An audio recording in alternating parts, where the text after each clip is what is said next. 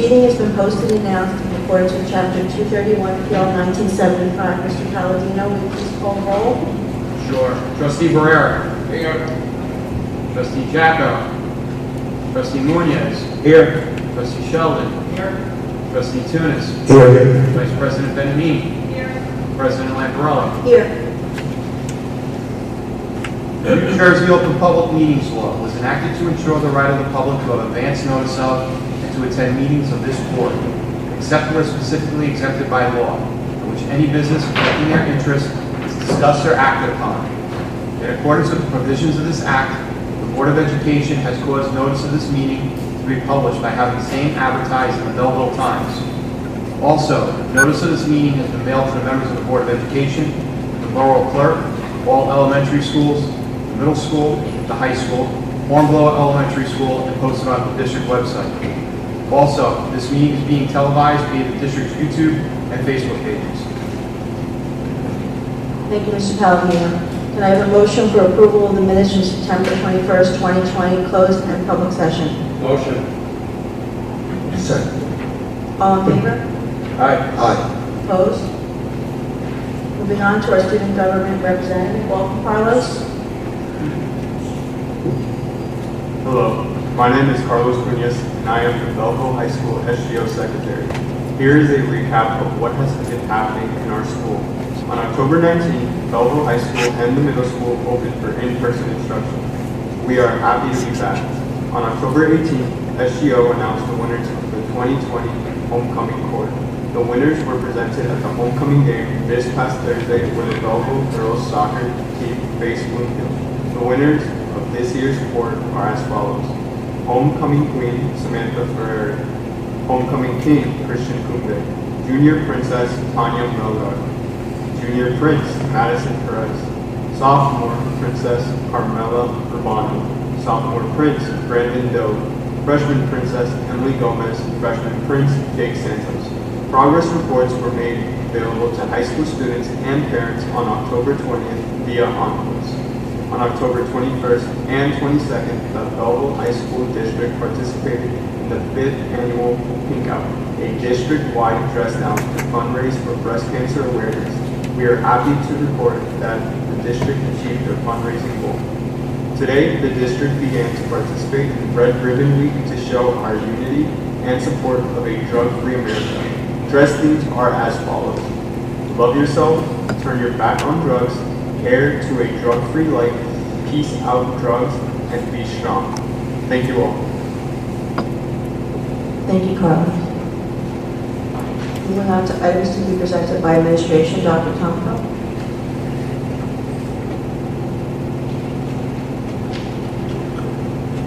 Thank you, Madam President. Good evening, everyone. It's great to see some familiar faces. Welcome back. And some of our team that's here this evening. Thank you so much. Some parents, everyone at home who's watching. I hope you all have had a productive month since we met last month. We've been doing a lot of incredible things here, even though we are a little attenuated than we're used to in October. But I think our kids are resilient, our staff has been phenomenal, our administration incredible, and I know I'm going to say ultimately this could not have been a productive 2 months that we've had if we hadn't all been working together. Did we have our arguments? Yes, absolutely. Disagreements? Yes, but I don't think they weren't productive in any manner. All 5 unit associations, myself, have been working very hard together to try to answer every potential problem that we could or concern we had with regard to COVID, with regard to instruction. School 1, as some of the numbers have upticked in New Jersey, more parents are electing virtual. We saw a 6 or 7% increase since our last meeting, which I'm going to talk about in a minute. So we understand that that's a heightened concern because we're trying to get all of our students back to some sense of normalcy, and it's becoming more difficult. But our team, our teachers, our parents, our custodians, I'm going to miss a group, so I don't want to say anymore, but every group of individual here cares about our children, and it's definitely proven in a COVID environment. I want to also recognize Mr. Delia, who's here, with our nursing team, who is out there hopefully watching today.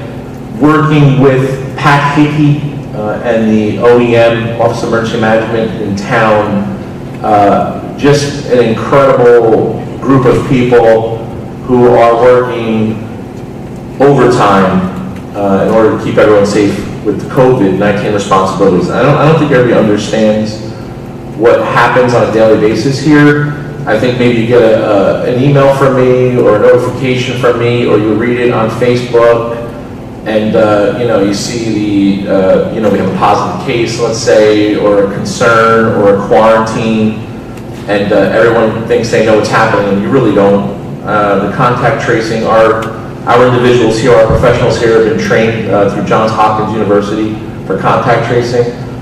We try to keep as much as we can confidential out of respect for HIPAA laws and everyone else's privacy. So we do that as best we can, and I think because we are following all the rules that have been established by the CDC, and we've chosen to do that here as well in Belleville, even though the rules from the CDC change like on a daily basis.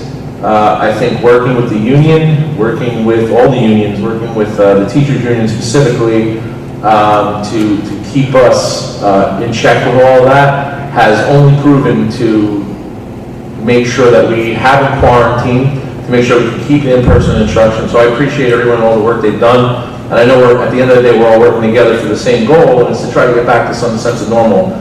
I don't know when that is going to happen again. I don't know if it's ever going to be again. It doesn't look like it's ever going to be the same. I'm going to be honest with you. You know, I'm a straight shooter. Again, I've said it about 12 times already in public. There's not a switch to turn on and off. So we have to ease back into some new sense of what the world and at least education is going to look like. But I will say this, with 4 children of my own at home, this is not a good situation for most of our children. I have 2 children of my own that thrive in this environment and 2 that just do not. I think nothing can change that feel for social emotional learning, pedagogy, all those things that our teachers and our staff can give to our students on a one-to-one in-person basis. So those parents that have stuck with us or tried it out, or who have come back, we have had parents who have now put their students into hybrid learning. I applaud you, I commend you for that. We appreciate your patience.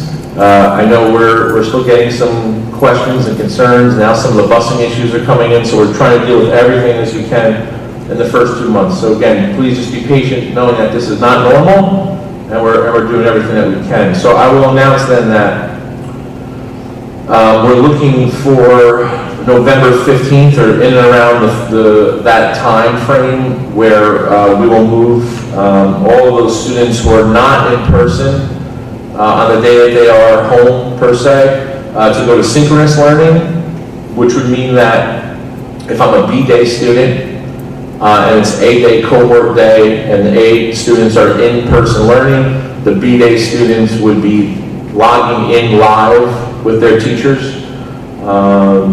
So we are going to be following the same model as the high schools are doing for a week. So we're trying to get some feedback from those teachers and administrators to make this perfect.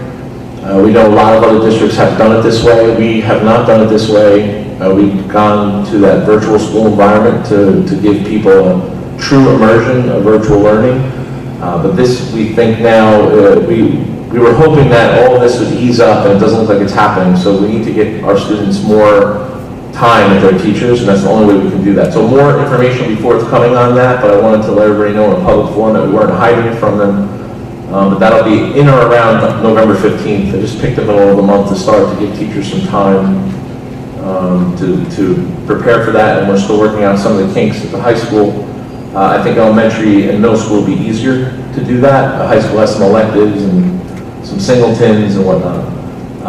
But the only way we will get through all that is by working together. I know we can all do that, and progress, and I appreciate everyone for that.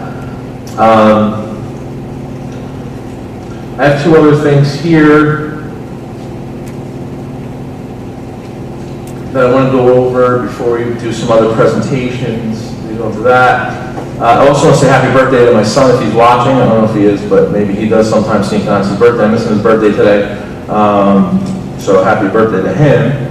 The only board meeting I ever missed in my career was when he was born. So I almost didn't miss that too, but my wife would have killed me. So happy birthday. Okay, so every year we have to report violence and vandalism. So for those of you who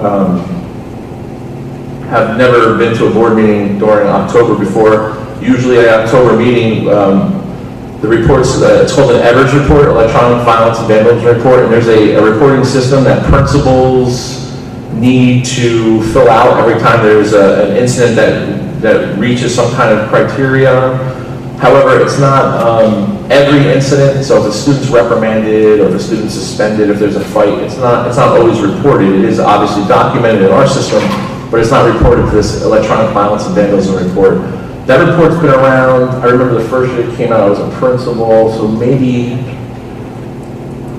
99, somewhere in there, maybe. I think it first came out, it was reported, and it's morphed into a few different things, but just so you're aware, I have to report out, and this will be available after today on the website, all of it. I will say that, I'm always proud of what we do here. I've never, anywhere I've been, but especially in Belleville, never been nervous or upset with any of the numbers. I know these are sometimes subjective reporting. Some principals report things differently. Some principals react to things differently.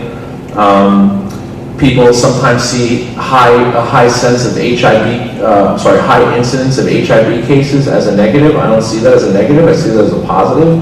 I see districts that have 0 HIV cases confirmed as unrealistic, because no matter what town they're in, these incidents are being reported, and kids are, harassing sometimes. So I don't see that as a negative. So I think it's how you look at it or how it's reported. So I will say though, I would be remiss if I didn't make a comment on this, for the simple fact that this is for the 1920 school year, which we all know was different towards the end, right? And to be honest, I would say that a high percentage of your reporting happens in the spring when everybody's kind of, school's almost over and it's nice out. So again, I'm not just saying Belleville, but I think everywhere. So total incidents throughout the district that were reported were 37 total incidents.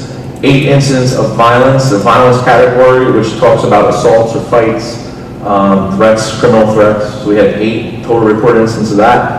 Proud to report that we had 0 reports of vandalism, which means we also had 0 reports of vandalism with monetary impact. So we're very excited that our facilities are still, our students and our township, our community is really, respecting the facilities changes that we're doing. We have 12 reports of substances, which obviously could be anything from alcohol to some type of drug. It doesn't have to be drugs actually carried on campus. It could be someone tested for drugs, which also, again, we're very proactive here on that, because we want to make sure that students get the right help that they need.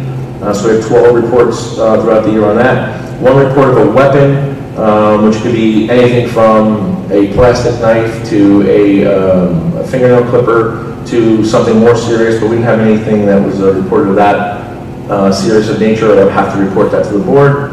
16 HIV or harassment, intimidation, bullying cases were confirmed. So in a district this size, that's a decent number. A lot less than when I first got here, or the year before I got here, or I should say it's better reporting than it was when I first got here.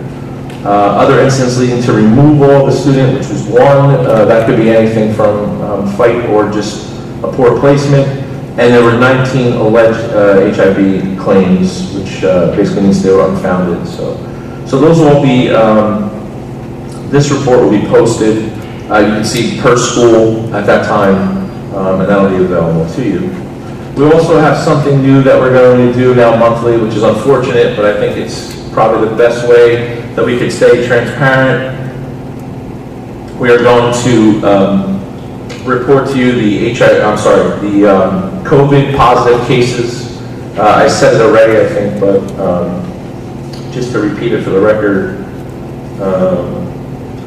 we had, since our first day of school, We have 14 students that tested positive, and 4 staff members. So those are our cases, which again, don't forget, we've been open since day one. These are all virtual and hybrids. This isn't just in-person cases, these are virtual too. So any student or any staff member who's tested positive. So we're 14 and 4. Some districts are posting them live stream, and I don't know why they would do that, but I guess, I don't know. That's their choice. So that's how we're going to do it every month. I'll just probably give an update so everyone sees where we're at.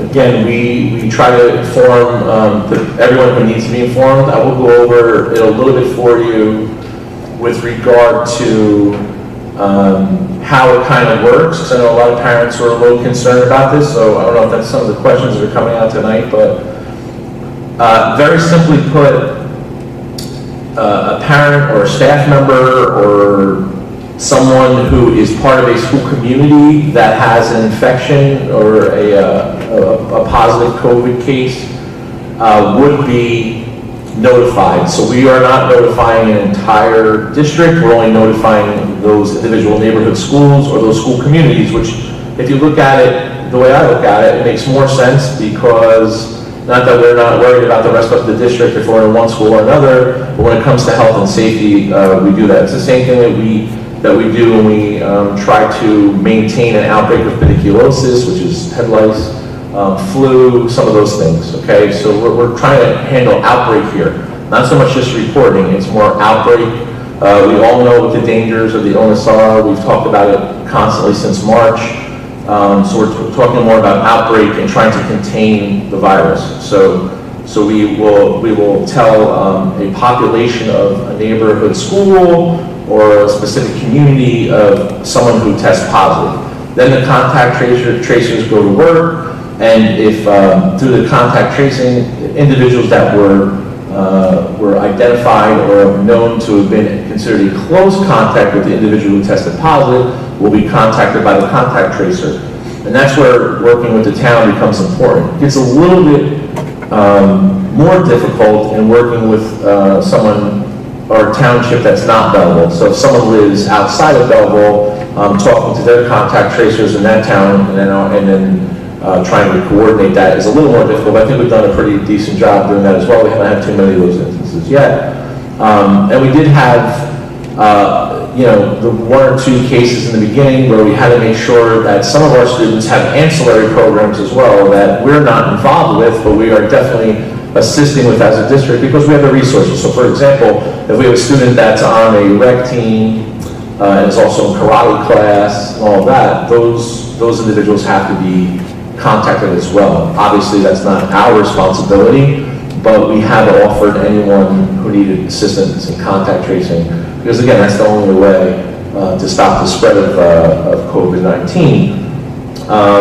Then those individuals who were in close contact are then basically, I don't want to say questioned in a negative way, but we want to see if that close contact or those safety precautions were broken. So for example, did you maintain social distancing? Did you keep your mask on? The CDC just changed again 2 days ago, I believe, maybe 3 days ago now. I was contacted by our Board of Health that now instead of being 15, well first it was 10 minutes, then it was 15 minutes in consecutive minutes next to somebody. Now it's cumulative minutes. So now the contact can be broken, the social distancing can be broken if you are cumulatively 15 minutes with somebody throughout a 24-hour period. So that changes the rules a little bit too. So anyone who doesn't pass the social distancing test for us is quarantined. You do not quarantine a contact of a contact of a contact. That's not how it works. It's only if you've directly broken social distancing guidelines with a person who's tested positive. There's also some things that go into the quarantining for the individual that has tested positive as well, because the spread of infection can only happen, well, again, allegedly only happen 48 hours prior to testing, etc., or a positive test. So there's certain things that we look at with the Board of Health, and again, we do make the decisions together, but I will say, whether they agree with me or not, we do err on the side of caution, and we will never go against anything the Board of Health directs us to do, because it just makes absolutely no sense. So, just to put everybody at ease with that. Okay? So, again, we've had cases over the past week almost every day, or quarantines every day. A quarantine doesn't always lead to a positive infection. Any student or staff member who has a symptom, we have a very active symptom check system. So we could be quarantining or isolating 30, 35 students a day sometimes. Any student that coughs more than once, etc., can have a visit to our isolation area because we're being very conservative. So if anybody has any questions about this or anything more direct you need, please contact us immediately or throughout the week. Either Mr. Delia or myself or your school nurse will return your phone call, and we'll kind of walk you through it. But again, everything changes almost daily. So now that we're here for a month and we kind of see it happen, and now all of our student populations are in school. We've gotten every building back, which I'm very proud to say that we've gotten every student in that has wanted to come to school in. We're seeing some changes. So, but with that, progress on that part.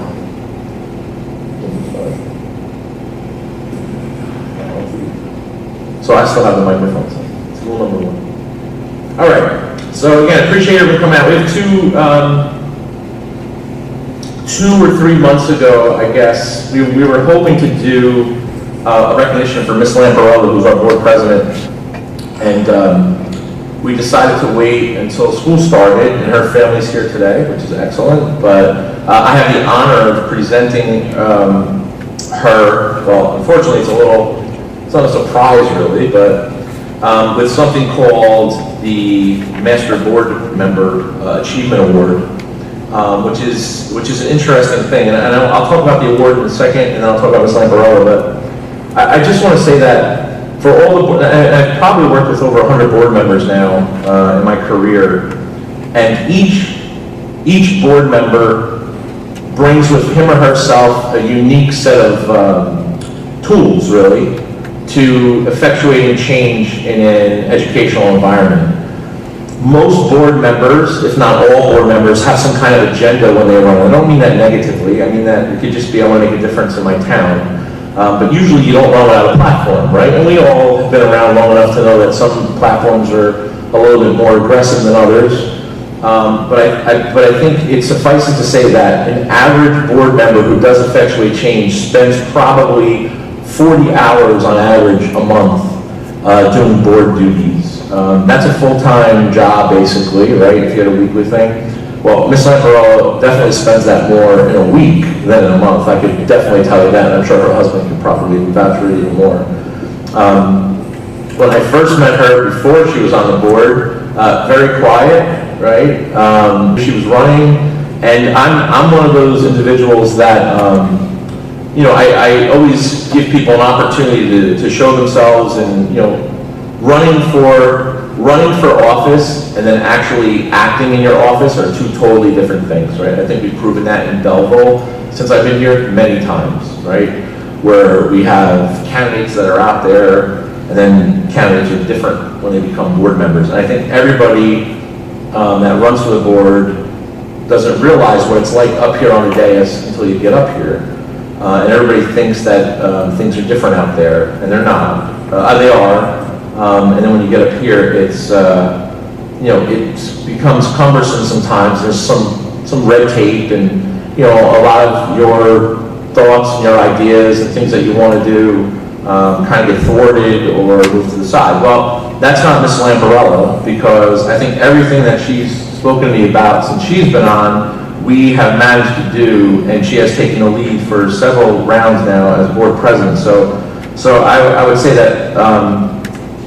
Say to her, I am extremely proud to have worked with you. It's not like you're leaving, but it sounds like you are.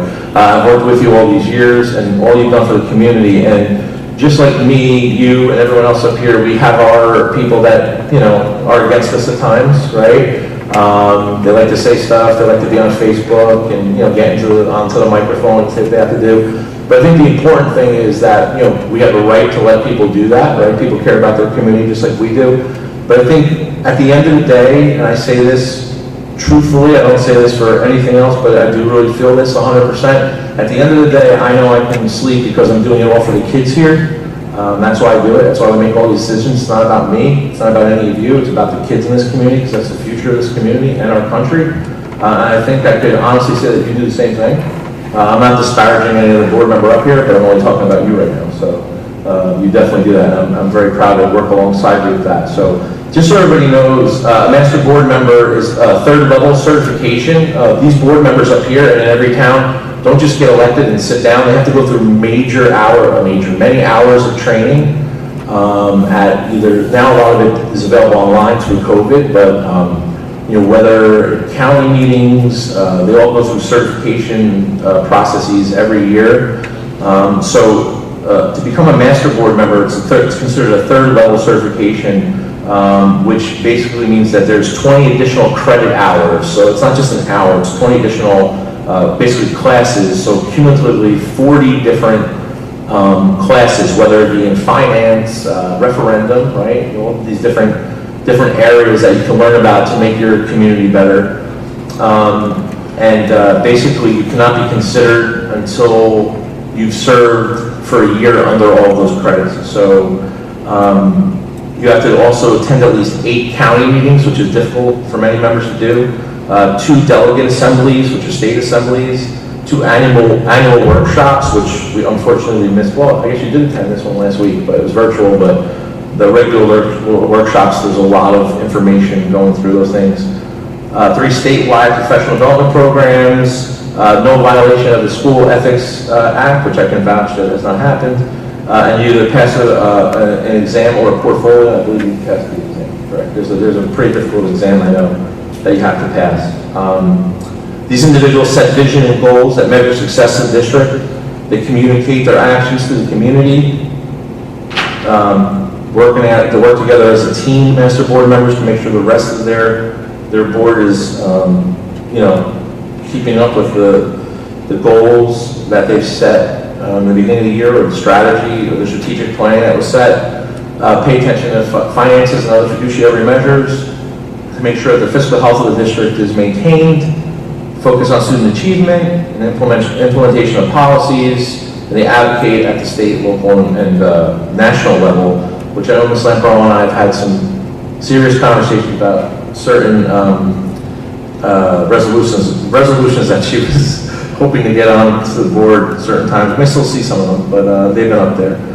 As a president, I would say I'm not going to do her any justice right now, but just some of the things that I recall working with her on, and again, collectively as a group, and then in her leadership capacity, I think the biggest thing that hopefully she will maintain as her legacy is walking door to door with me and some of the other members regarding our referendum and the push for ADA compliance here, since Belleville's been out of compliance since 1994, which hopefully in the next few months we'll have to finally end that for those individuals with disabilities, so they can go to every room in our buildings. So we're very proud of that, and that was, I think, probably her claim to fame, with all due respect. Revamping of curriculums, community engagement initiative, which has obviously been stellar. Passing the QSAC, an actually high-performing district. She sits on the DAC committee, which is, some schools don't even tell board members that's happening, so it's an evaluation council and Delia runs. She's on multiple boards in Essex County, you probably don't even know that. She reestablished board retreats, which is a very important thing for board members, and no one here at Belleville really wanted to do that until she got back, and she said to me, hey, you ever heard of these board retreats? so we do those now, so you guys have her to thank for those, by the way. Multiple contracts have been negotiated with her here on the negotiation committee, and the newest 2 projects that actually, the first time Ms. Lamparello and myself actually sat together at a meeting was for Preschool Expansion in the, which church was that? Whatever church that was, by Sandy Lane. We had a nice meeting and talked, the first time we ever really met, and we talked about Preschool Expansion And those of you who do follow us are aware that we now have a brand new preschool building. And when we had that conversation, I think our preschool universe, which basically is how many students have preschool in the community, was at 12%. And now with the lease agreement that's on the agenda tonight to hopefully expand the hornblower early elementary, we are going to hit 70% preschool universe, which is an incredible thing in a few years. That's just an incredible jump.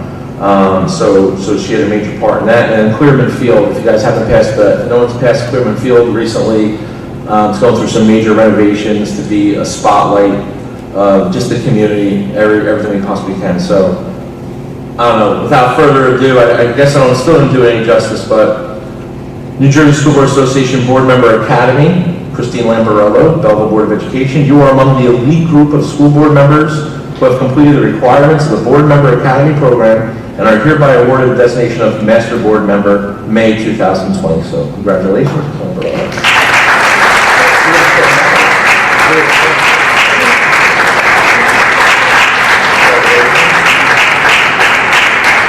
We also have a certificate of recognition from our district as well.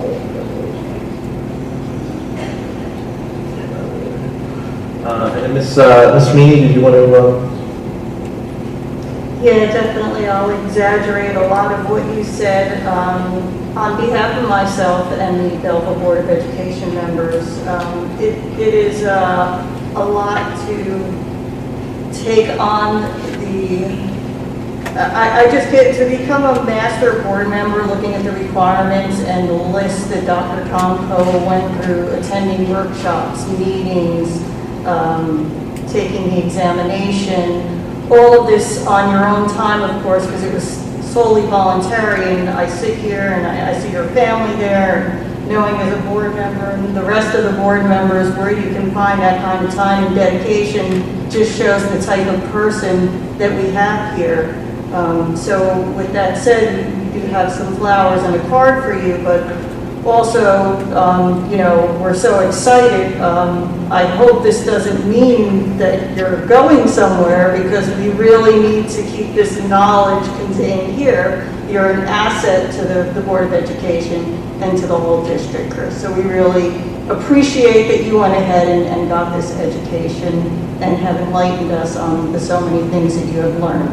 And who knows, maybe one of us will be next. So thank you for that.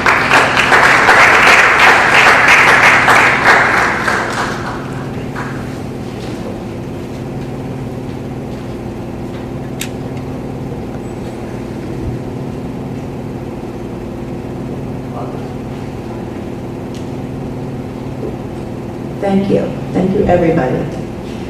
Now we're going to move on to Dr. Tomko, because the one person who doesn't like to be recognized as much as me is Dr. Tomko.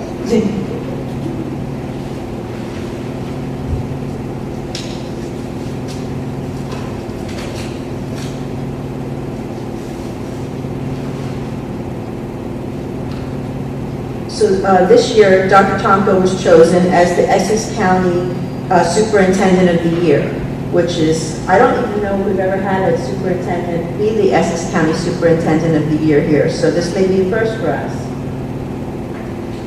So we have a plaque that we've got for Dr. Tomko, and it says, Belleville Public Schools, where leaders become learners. In recognition of outstanding excellence, honoring Dr. Richard D. Tomko for being named the 2020-21 Essex County Superintendent of the Year. With great appreciation, we acknowledge your dedication and commitment to the art of education and to the meaningful cause of transforming our students into lifelong learners. The Belleville Board of Education Trustees, October 2020. And then on the bottom there's a quote, leadership and learning are indispensable to each other, from John F. Kennedy.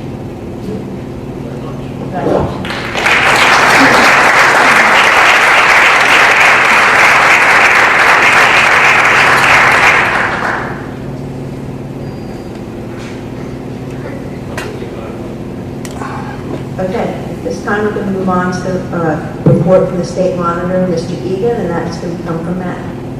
All right, so speaking for Mr. Egan, he's been meeting with me to review funds for the rest of the school year. In his assessment, finances are looking good moving forward.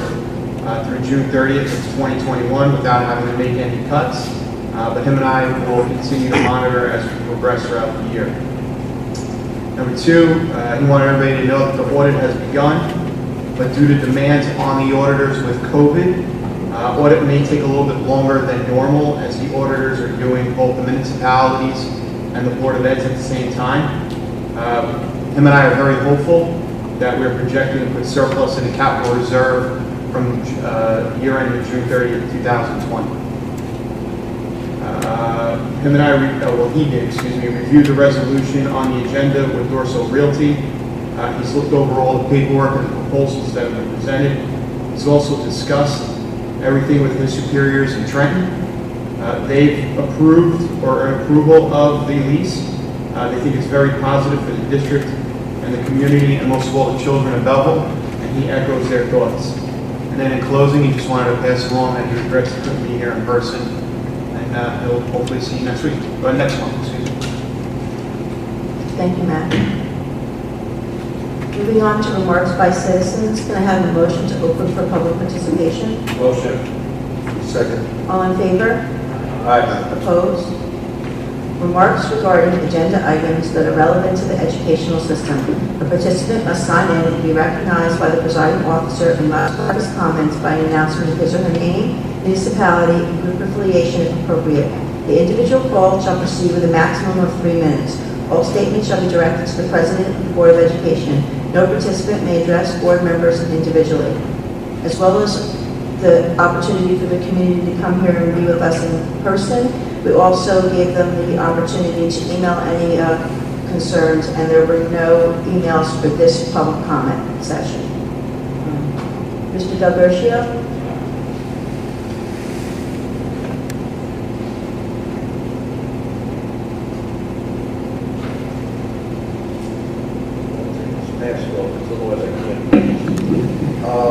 Resolution number 81. Can you tell me what this is?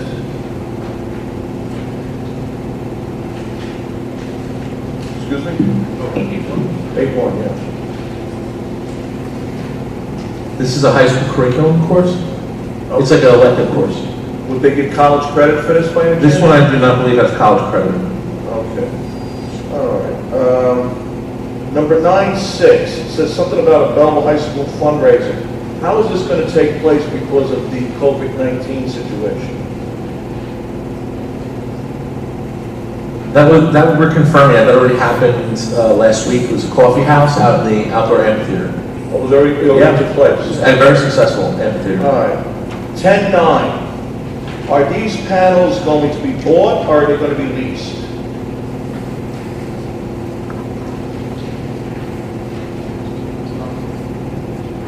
It'll be a lease purchase, so it'll be done through an RFP. A lease purchase? Yeah, so tomorrow the notification will go in the newspapers, and then they'll have a certain amount of time, I forget what the time is off the top of my head, and I apologize, to submit proposals, basically just solar companies, and then it'll be a lease purchase over 15 years. So you're not actually buying the panels, you're leasing them? We're leasing them, and then after 15 years, they're ours. Oh, after 15 years, they're yours? Okay. Would they also provide maintenance on them? Yes. Well, that would have to be in what they submit. So we'll look at those as they submit proposals. Some don't. So they're some submitting do. proposals, you're not coming out with something saying what they have to do? Yeah, it's in, actually, I apologize. It's in the RFP that they have to do maintenance. I apologize. They have to? Yes. Okay, very good. 10-11. Is there a limit on this since it says $100 an hour? And what is this actually for? Yeah, we actually just amended that. It should be on here amended during the work meeting to not to exceed $5,000 for the year. It's basically the town uses this communication group. So I had a conversation with the group the other day regarding an issue that we were getting some information on. And I explained to the board that I thought it would be good to have them have an agreement with them just in case we ever needed it. I don't plan on using them unless it's necessary, but we don't have any type of make press releases or something? It's more emergency press releases if they're doing anything like newsletters, but we do have in-house people that do that. I just think it's smart to kind of have them, to be transparent, have the board have a contract in case we ever did need that. I mean, if there was God forbid there was an active lockdown or something, or, you know. And my last question, 10-12, I thought we already had a lease agreement with Dorsal Realty. The school already opened, I thought.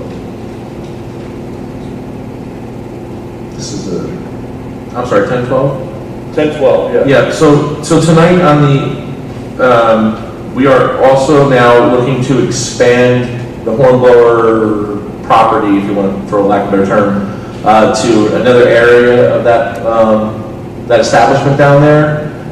So where we're going to be For what reason? for preschool classes, Board of Education offices, and a maintenance garage. So we have there's three areas there. You're gonna put Board of Education offices down there? Yes, second floor, yep. You're gonna add a second floor? Yes, there's gonna be a second floor, Addition. correct. And the Board of Ed's gonna pay for this addition? We're leasing it, Well, who's gonna build it? the owner, Because right now, there is no second floor that I know of. correct. Okay. All right. All right, thank you. Thank you. Mr. Frantantoni? Thank you, Mr. Parapata.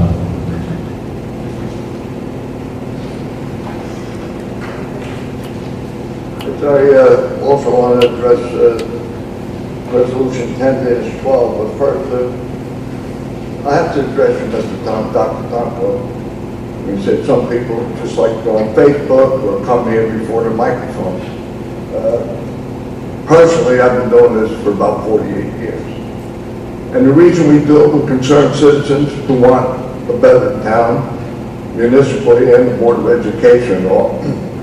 And information comes to us through other people or through personal experiences. And I can go back in recent history. You're here because of the $4 million scandal in this Board of Education by the previous administration. That's why you're here. And the reason that was uncovered, because people who come here for the microphone, not to get on Facebook, to see that our taxes are well spent, our children are taken care of, and our community is well served. When we go back years ago, for 2 years, the parents of school 8 were telling the Board of Education, you got old rusted swings that are broken, jagged pieces of steel, nobody did anything. Until my son got caught on, got 22 stitches in his backside. The next day it was taken care of. So we didn't do that to get before a microphone. We were looking for truth and stuff, and that affected me, all right? Word come to us that there was a teacher getting paid on 2 committees, but he wasn't going to those committees, and then the committees, so we offered them, at that time it was the Freedom of Information. Turns out when we got it, she went to 2 different committees on the same day and the same hour. Well, we stopped that, not because we like to get in front of a microphone. In the 1980s, the Board of Education paid an architect tons of money, if I remember, it was like $60,000, that was a lot of money, to give us a report of how bad the middle school was. It had to come down. It could not stand it. It outlived its useful life, as the term goes, and all that. Well, I and 3 other contractors asked for a tour of the building, and as little contractors, we said, that's a perfectly good, but meant to stand for centuries and all that. Well, thank this Board of Education, it's 40 years later, the building still stands, and it's in excellent condition. You know, so, again, we didn't want to come here just to get in front of a microphone, Dr. Tomko.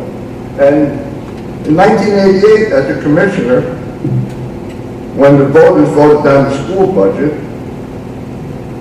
a business administrator came to me and gave me a ton of information about what was going on in the Board of Education. We cut the budget, the Board of Education sued us, we went to court, and we won. $480,000 cut, most of them were corrupt things that were going on with it. So, you know, I take umbrage when you say some people like to get before the microphone. I don't know who you're referring to. I know they weren't referring to me, of course. So that's the reason people come before this microphone. Now, in regard to... I think we also have to realize that I would appreciate, not for me or Ms. Lamparello or anyone else here, but for all those people out here that are watching all of our kids, all of our teachers, if we also had people with the microphone, because we do have some, but less, that come up and talk about all the great things that happen here, all the incredible things. So, like, for example, what happened in the 1980s that were incredible things? I really don't know. I wasn't here, but all I hear about are the bad things, or the deficits, or all those things are horrible things that we all had to fix, and we do the best we can. But there are so many great things that our teachers do. Instead of worrying about how many committees we're on all the time or whatever, let's revere a teacher. Let's have a parent come up here and say how great a teacher is. That's all I was saying. But we don't hear a lot of that, and I know you have a million of those stories too. I'd love to hear some of those. But regardless, what I was trying to get at, because you had to bring it up in your 3 minutes time, is that a lot of all the things that are done up here on a day, it's not for me, but for board members, fall by the wayside, because all we continue to do is talk about the bad and not the good with the bad. And sometimes when we bring up the bad and we rehash it all the time, we forget about all the great things that are happening in Belleville. But then we talk about our property values, why people don't want to move here. Well, let's start talking about the great things, and let's get those on this TV when people are looking, and not who's going to yell at who or whatever. That's all I was trying to get at. So maybe I didn't explain myself, but I think I did now, so I appreciate that time.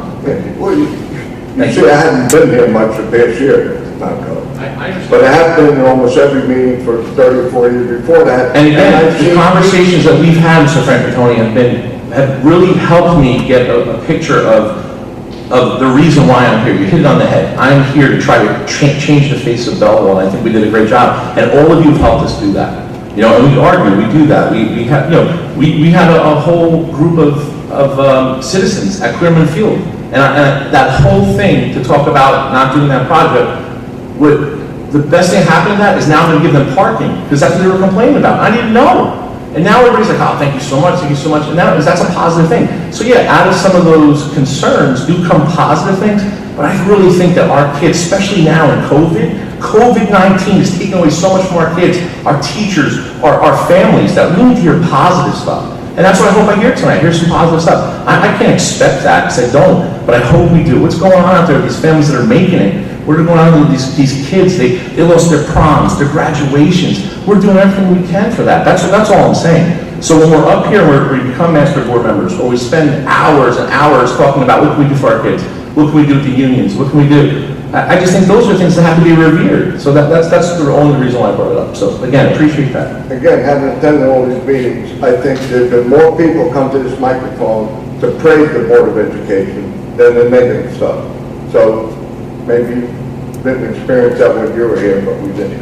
But anyway, what's going on with this Okay, Dorsal Mr. Frantantoni. Realty, the Dorsal Realty Group?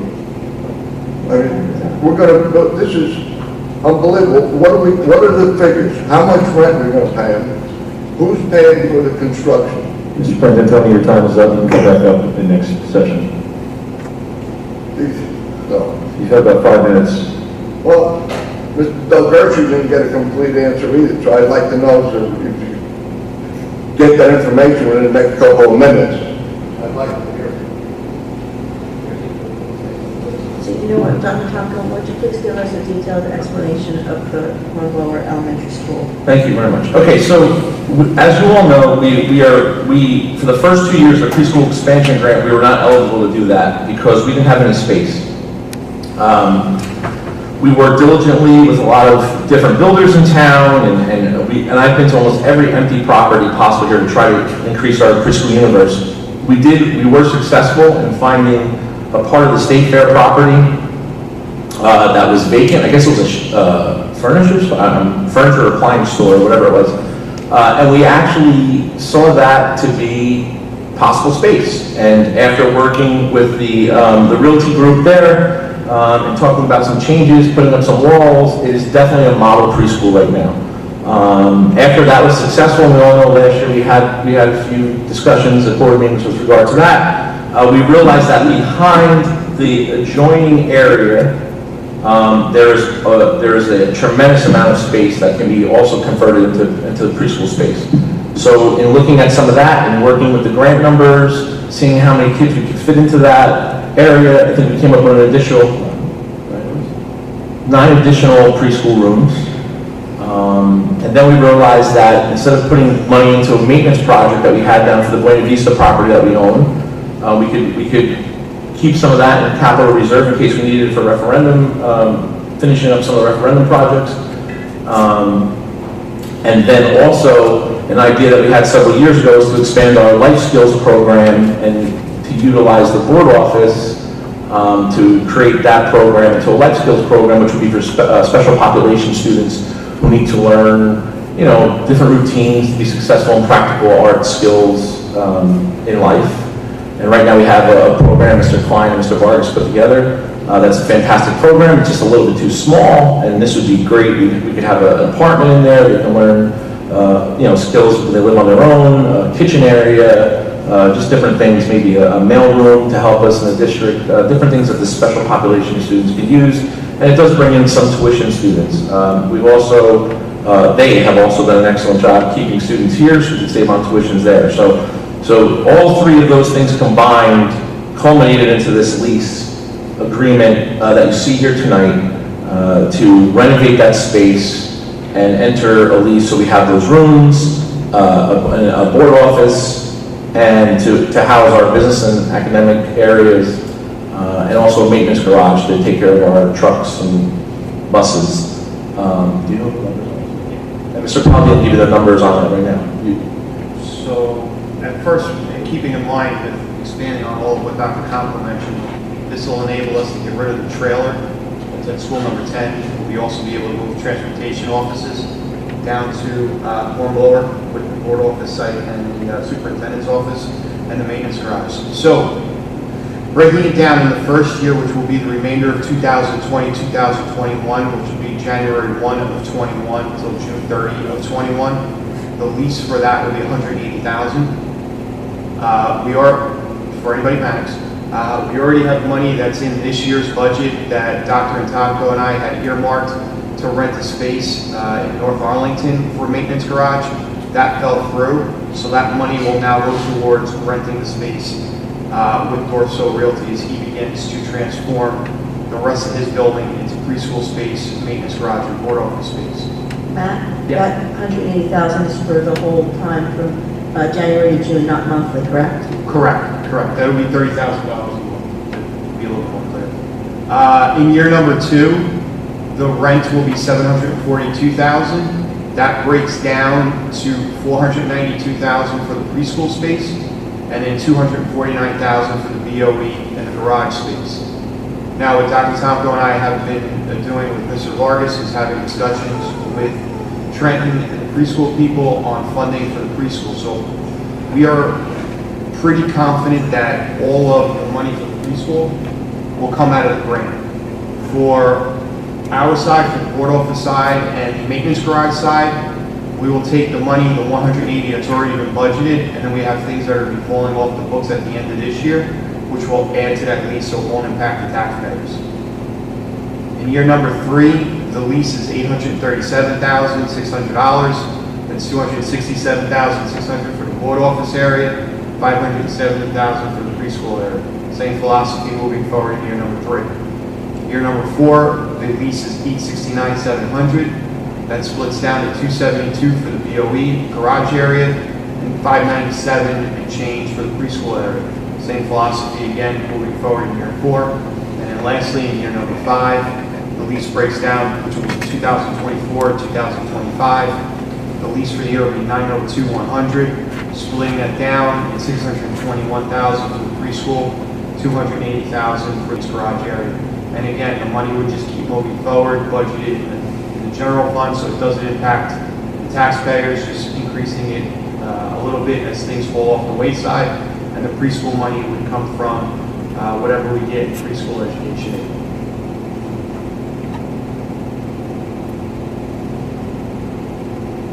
Thank you, Mr. Palladino and Dr. Conklin. Joan Schmidt?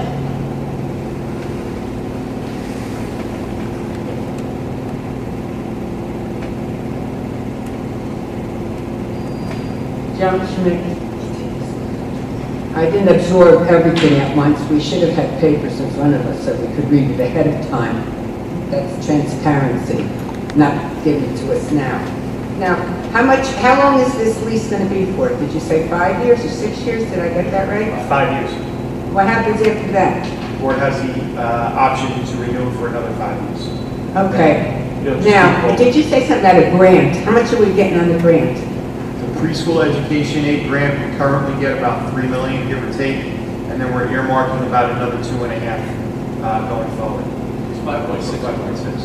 Okay, is that 5.6, if this all works out with the board's approval tonight, we can, this town could possibly receive $5.6 million in grant money to put kids in classrooms. You say possibly, so you still don't know how much. Well, you're again, until the money is in our account, that's. getting. How do you know the money's gonna get in the account? Well, It's not in the bank right now. So we had this conversation last year with the first time that we did it too. I mean, we could just I get don't assurance. remember. Yeah, we could get assurances from, we could all get the assurances we want. We fill out the applications. We know that 6 years ago, the plight of the Board of Education, I'm sorry, the plight of the Department of Education and the Governor's Office was for every community to get what they call up to 90% preschool universe, which means that 90% of your kids that are eligible for preschool should be in preschool. We went from 12% to 70% with these numbers, so that's a commitment that they made 5 years ago. So it doesn't seem to think that anything else from the money they put aside for this would be, be anything different than us. We're part of the grant already, so we were told to fill seats, and here we are. So I'm pretty confident that I wouldn't put my name on this in front of you all tonight if we couldn't do this again. We were very successful with Hornblower, and the building's phenomenal. If you want to take a tour one day, let me know. I'll take you around. I mean, it's beautiful. It's definitely what this community needs. I believe all that, I'm just worrying about the money. I'm yeah, worried so- about money. And Well, where it's again- coming from, if it's here, and also, you're gonna sign a lease. You're voting on tonight to sign a lease, right? Correct. So what if you don't get the grant money? Then what happens? Well, again, when you talked about this with the board, we have a plan B and a plan C, just in case. See, you should have told the public No, of your plans. No, what happens first, we have to talk to the board, and we have some legal issues, so that's why But we tonight, you can't- should have given us information ahead It's of on the there meeting. now. It's on there now. The Where? lease is on there. We posted it during our first session after the attorney was there to answer any questions. One of the board members brought up a legal question. Where, why don't we see it? Where is it? It's online. All of our- Well, we all of came here, I didn't bring my our- I computer with understand. me. All of our documents are online. I'm just saying, this should have been done ahead of time, Mr. Tomko, and you know. You knew the meeting was tonight, and you should have given us the information. I understand. That's transparency. This is the same way we've done every lease, Ms. Schmidt. I don't care what you Same did at that- the well, I time, mean- this is a big thing, and you should let us know ahead of time before a meeting. I mean, you just rattled off a bunch of information, do you think I remembered it all? No, and I don't take shorthand. I understand. No, you know that's true. You should There's have no other way to do given it, us Ms. Schmidt. Ms. Schmidt, there's no other way to do it. I mean, again, if the board, if And a you board should have member, waited till next week to. if a figure board, out no, the we meeting. couldn't wait. We couldn't wait. No, you We had to get this on. can. We had to get this on today. No. It has to be approved today. It's always, it has to be, you could have let them know ahead of time. This is big time money you're talking This about. Another I, question, why are you closing, why are you moving the administration offices there too? Why aren't you keeping them at the high school? well, that space is high school space, so like I said, we're trying to expand our life skills program, which is a tuition-based program that we have now for special population students. Right now, they're in a small room with, working out of a closet, basically, in the back. This is a very big program we have here. One of the promises that, when I first got here, that all of you were talking about, we're bringing back kids that were causing us tuition payments. All right, I just. So we brought those Yeah, back. we didn't know this before, I'm asking. No, we brought those students, but we've been working on it for a few years, so. You have, we Right. don't know about it, we're the public, we're the ones, it's our tax money. No, I understand that, but again, And- you were part of these conversations, Ms. Schmidt. I mean, these are all things that you all spoke about when I first got here, so. No, you know, I unfortunately, it don't, takes you this- know, talking about people's getting up to speak, you know I very rarely get up to speak. And you know that to be true. I contacted you many times with Yes, you emails, have. but I don't No, I know. We get up can- and speak. I understand that, but I'm we- surprised that I'm even up here tonight. I am not a public speaker. I'm glad you're up here tonight, but I mean, I think the questions are great, but again, the transparency piece, there's not one thing that you've ever asked me for that I haven't given to you. And that's not just you, that's Let's not everybody in this forget that. audience. We're talking about tonight and about. Even tonight, though, I mean, these numbers are, the numbers are there. You have elected officials up here that you all voted for, who have the numbers, there was a legal question from one of the board members, we had our legal representation, and as soon as there were no more questions tonight, we posted it immediately. That's pretty transparent. I wish I could have given it to you sooner, but I can't. No, like I said, then he's asking a question, well, we don't know this before. I understand. That's what I'm talking about. I understand, that's And what you we know gave what you I'm now. saying. Basically, I guess that's all I can ask right now, but if you, like I said, I still don't, to me, you're going to sign a contract, but you still don't have the money in your hand, and if you don't get it, that lease, does that have a quote in there? If we don't get the money, we can back out of it? No. There is a rider in there that says that if we do not meet DOE approval, and Matt, correct me if I'm wrong, if we do not meet DOE approval, that the lease can become null and void. See, you should have told us all this, and we wouldn't be up here asking questions. Again, I think you were going to answer questions anyway, which is fine, and we're being transparent, but there is something in there, knowing that we know what we're doing. If there's something that we do not get DOE approval on either end, the lease becomes null and void. But if I could just say, Madam President, just one more thing. I again commend all the work that was done on this by our administration.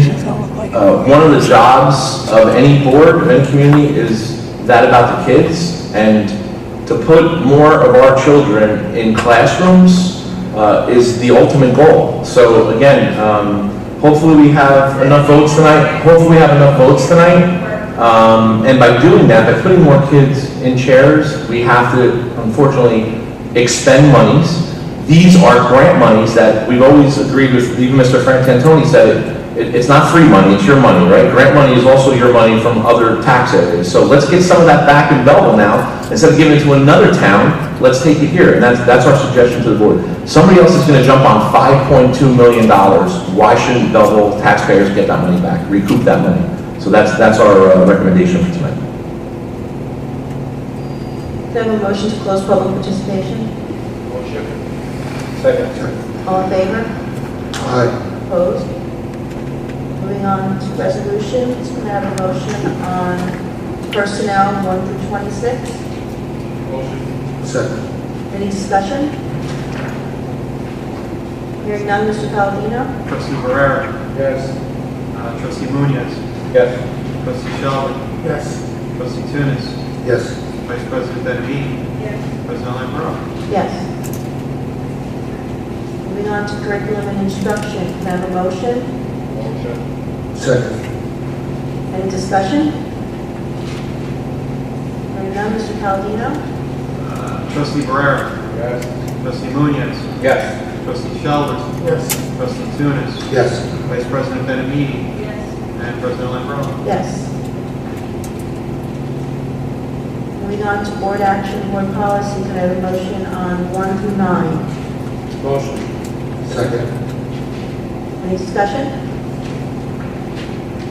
Hearing none, Mr. Palladino? Trustee Barrera. Yes. Trustee Munoz. Yes. Trustee Sheldon. Yes. Trustee Tunis. Yes. Vice President Benamini. Yes. President Lambrou. Yes. Moving on to purchasing and business services, can we start with the operations report, Mr. Munoz? Yes. How's everybody doing? Thank you everybody for being here tonight. We had our operations meeting on October 14th, so some of the things I'm going to mention have already been completed or almost possibly being completed. So just bear with me as I give you the report. There's ongoing maintenance work that continues to be done.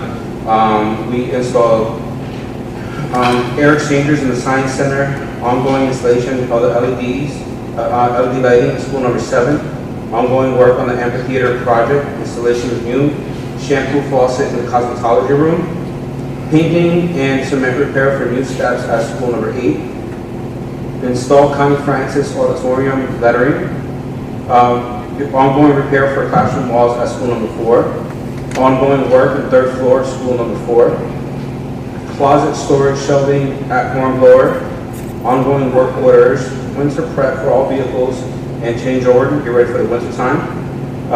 Install sanitizing dispensers and towel dispensers throughout the district. Disconnect all hand dryers. Install outlets for air purifiers. Maintenance on all ventilation systems. And then as far as referendum work, we have Claremont field work that's being done. We have school number 7 and the middle school MEP projects wrapping up. Both projects moving into the final stages. Masonry work continuing focus on middle school while students are out of the building. Students are back now, but I actually live right down the street from there, and I see them in the morning going to work, and the walls literally tear apart. By the time I get home from work, everything's been cemented and repointed. Everything looks so good. And the elevator project continues with all the framing work. And that is my report for tonight. Thank you, Mr. Nunes. Can I have a motion on purchasing and business services 1 through 10? Motion. Any discussion? One second. We're in section 10 right now of the agenda, correct? Correct. Right, yeah, we wanted, I just to make sure I wanted 10, 11, and We're on 10, 12 one. pulled separately. We're on 1 through 10 right now. 1 through 10, okay. I just wanted to make one comment about 10.9, which is the solar panel matter. I'm glad to see that at long last we're moving forward with this. This has been 3 years in the coming. Last year, as the high school referendum work got underway, and I was chair of the operations committee last year, there was a lot of discussion about how the introduction of solar panels would allow the air conditioning system in the high school to finally be completed. A lot of the community may not know that while the unit ventilators have the refrigeration coils in place, we don't have the compressors yet, and the compressors have to be installed on the rooftop for obvious reasons. But last time there was serious discussion about solar panels, we were going to get a considerable amount of money up front, and that was going to allow us to buy those compressors to complete the air conditioning system in the high school so that every single classroom would finally be air conditioned. I hope within my lifetime I see this come to fruition. So I'm glad we're finally moving forward with the RFP. Hopefully sometime next year I'll be around in some form to see all these classrooms in this building air conditioned. Thank you. Any other discussion? Hearing none, Mr. Palladino? Trustee Barrera. Yes. Trustee Munoz. Yes. Trustee Sheldon. Yes. Trustee Tunis. Yes. Vice President Benamini. Yes. And President Lambert. Yes. Can I have a motion on number 11? Motion. Any discussion? Yes. I'm glad that Dr. Tomko announced earlier in the evening that at my request, a limitation has been placed on the amount of money that could possibly be spent on Jaffa Communications. Those of us who spend most of our lives either in this room or at town council meetings are well aware of the fact that Jaffa Communications has been used by the town hall since Mr. Mellon became mayor. Jaffa Communications was also a very significant campaign donor of his. So I won't go down that tangent at this point, but I am happy that at my request, the limitation has been placed on this contract, that it's not open-ended. And once again, that limitation is $5,000 for the duration of this academic year through June 30th of 2021. Thank you. Any other discussion? Hearing none, Mr. Palladino? Trustee Barrera. Yes. Trustee Munoz. Yes. Trustee Sheldon. Yes. Trustee Tunis. Yes. Vice President Benamini. Yes. President Lambert. Yes. Can I have a motion on 12? Motion. Second. Any discussion? Yes. You want me to go first? Yep. Well, I have a bunch of things to say about this. First of all, let me preface my remarks by saying I readily admit the importance of having an expanded, viable pre-K program here in Belleville. And I understand that the powers that be in the state want this to happen. They are making money available to accomplish this task. As Dr. Tomko announced, that if all of the funding that is currently being made available to us and will hopefully be made available to us, that total comes to approximately $5.6 million for pre-K purposes. Mr. Palladino earlier gave a quick recital of the lease details with Dorsal Realty.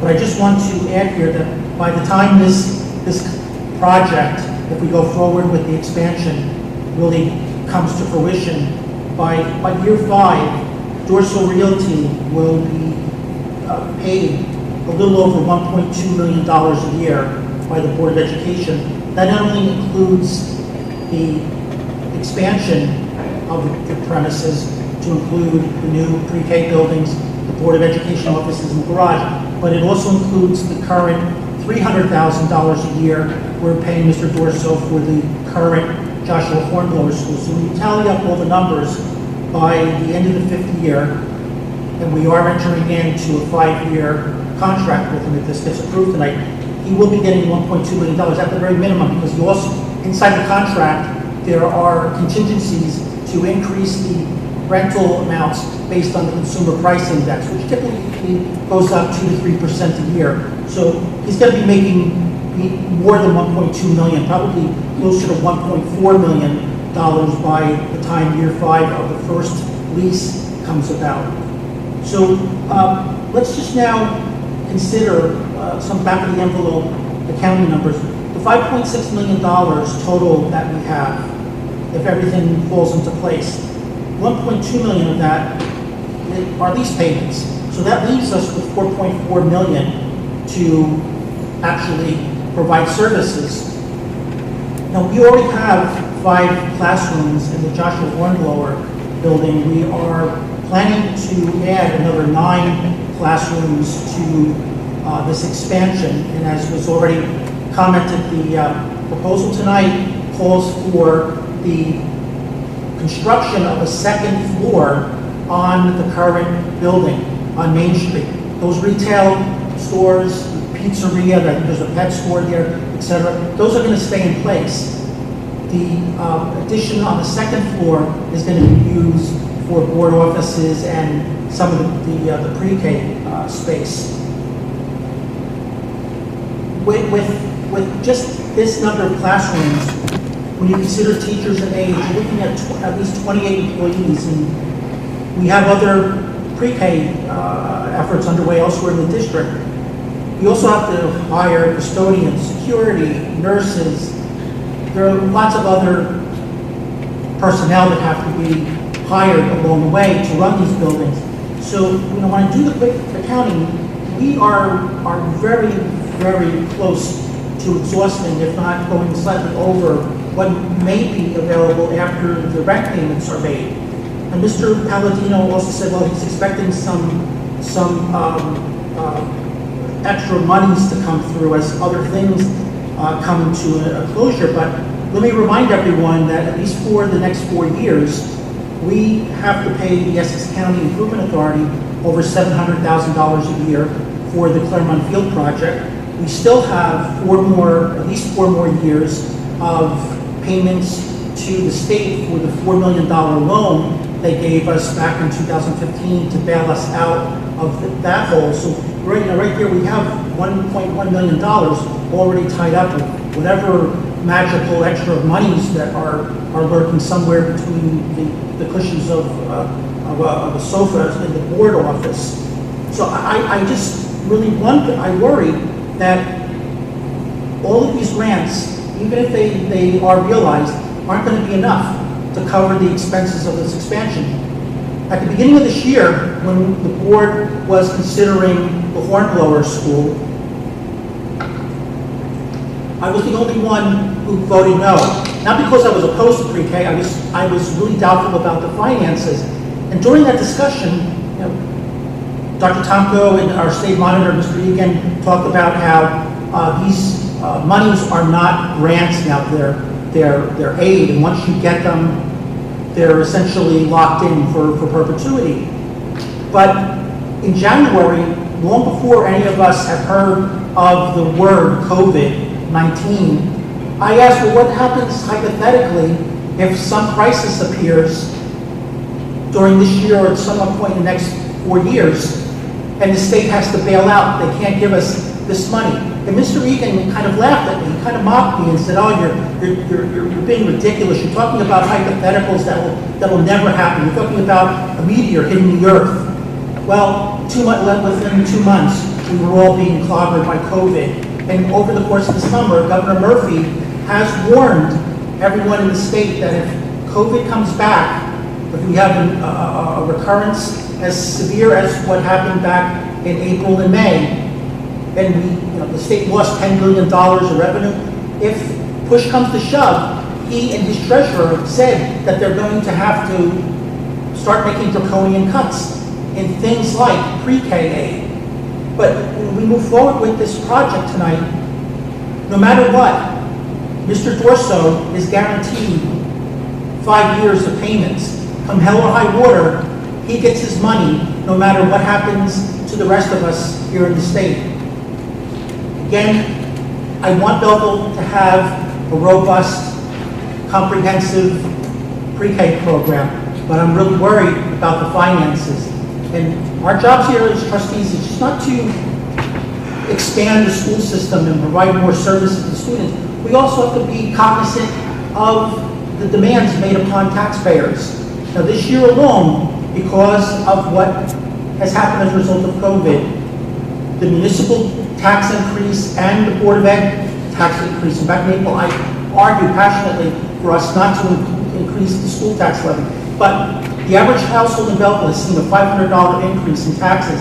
And now in just the last couple of weeks, we're all being clobbered with this inexplicable water rate increase where people are seeing their water rates triple and quadruple. So when you add up everything, the average household in Belleville now, this year is being faced with another $1,000 roughly in tax obligations when you include the increases in these water bills. Tomorrow night is a council meeting. Perhaps Mr. Mellon will find a way to restore the previous water rates, but that's highly unlikely. But you know, it just, when I ran for office a few years ago, I excoriated those politicians who said, well, it's only a $20 tax increase here or a $40 increase here.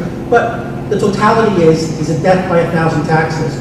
Everyone wants their little sliver without looking at the overall impact. And you know what, Dr. Tomko is going to be shocked when I say this much. I'm going to support this project because I am committed to pre-K. But whether I'm on this board next year or I'm back in the audience, I'm going to be following you like a hawk every month, asking you and Mr. Palladino and whoever else is on board for the accounting for what's going on here. And let's just hope that nothing falls apart, because if it does, I'm going to be asking you to personally make up for the shortfall in the pre-K program. But I am going to support this, but I want it to go on record expressing all of my concerns about the uncertainty, the vagary of all of these funding schemes. Nothing is guaranteed here, and with a little twist or turn, all of us here in Belleville could be clobbered easily with several $100s a year extra tax obligations to pay for these pre-K programs. So let that be a warning. You're a man of your word. I've worked with you for 3 years closely now.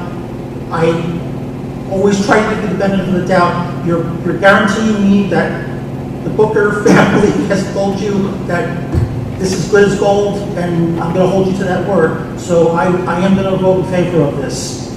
But let's just hope it all works out as you have promised us. Any other discussion?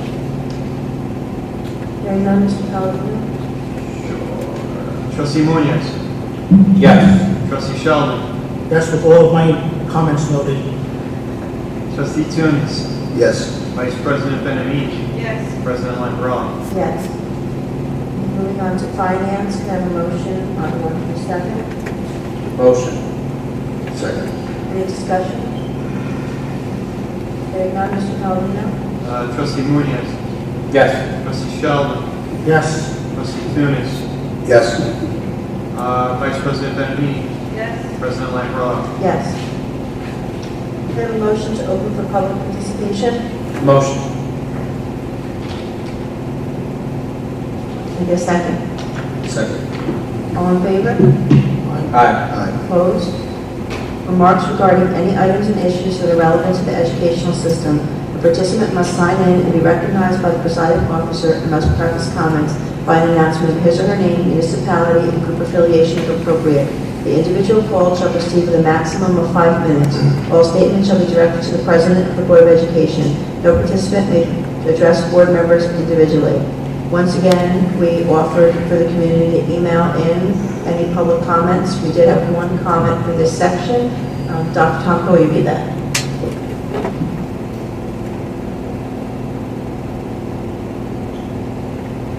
Thank you, Madam President. Question for meeting from Don Rinaldi, Cortlandt Street. Question for Board Member Erica Jocko. With all of the issues facing our schools in this very difficult period of time, Erica Jocko, how can you honestly face the voters and not feel totally disgraced and embarrassed by your recent arrest for DWI? If we have learned anything at all from the Me Too movement, it is that even just the appearance of improper behavior is grounds for immediate removal from your profession, your career, your employment, and even from your own business, no matter who you are. How can you ignore your conduct when your very position is one of leadership of our school system and you must serve as a role model for our students? As a former prosecutor in both Essex County and Belleville, the fact that you are not bothered by your conduct tells me something very disturbing about your character. For the good of our children, Erica, how can you ignore this issue and not agree to step aside for the good of those who should matter most to you? Don Rinaldi, Cortlandt Street, Belleville, New Jersey. Mr. Mignone?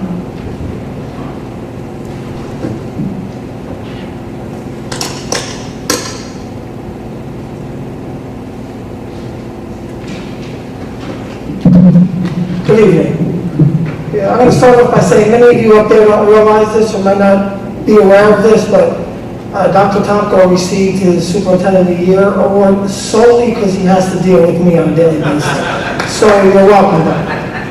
Thank you, Mr. McGill. I will take that as a... Okay. So... I want to include that in your time.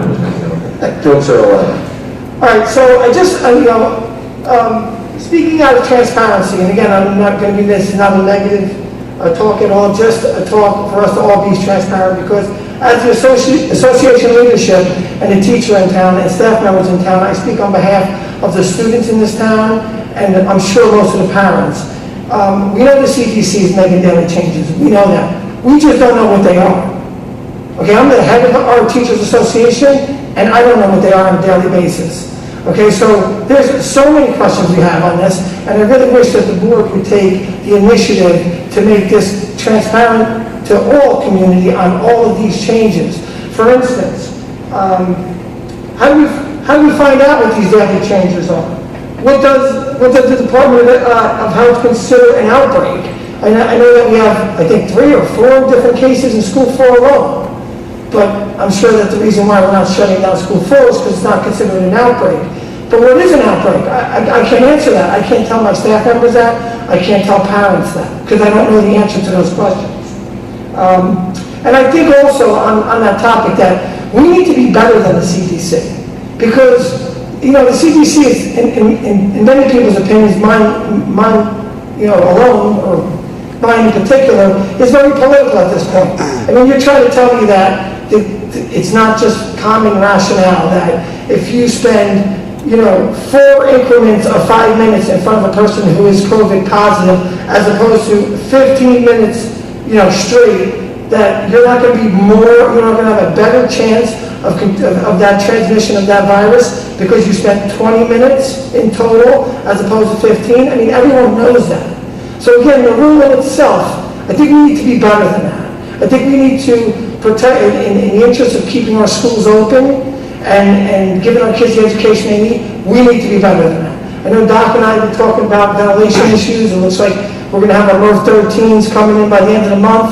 Looks like we're already talking about ionizers inside and paying for them, and then later on, hopefully, we're looking at other things, UV things to help the virus. But I think we also need to come together as a community, and we need to, again, I see everybody has differences of opinions, right? We know these things work that I'm talking about. We know they work, but yet if you look around, there's many of us that aren't aware of them. We need to be better as a community. We need to make sure that we're protecting our students, and I'm talking about even school community people that don't live in town, like myself, right?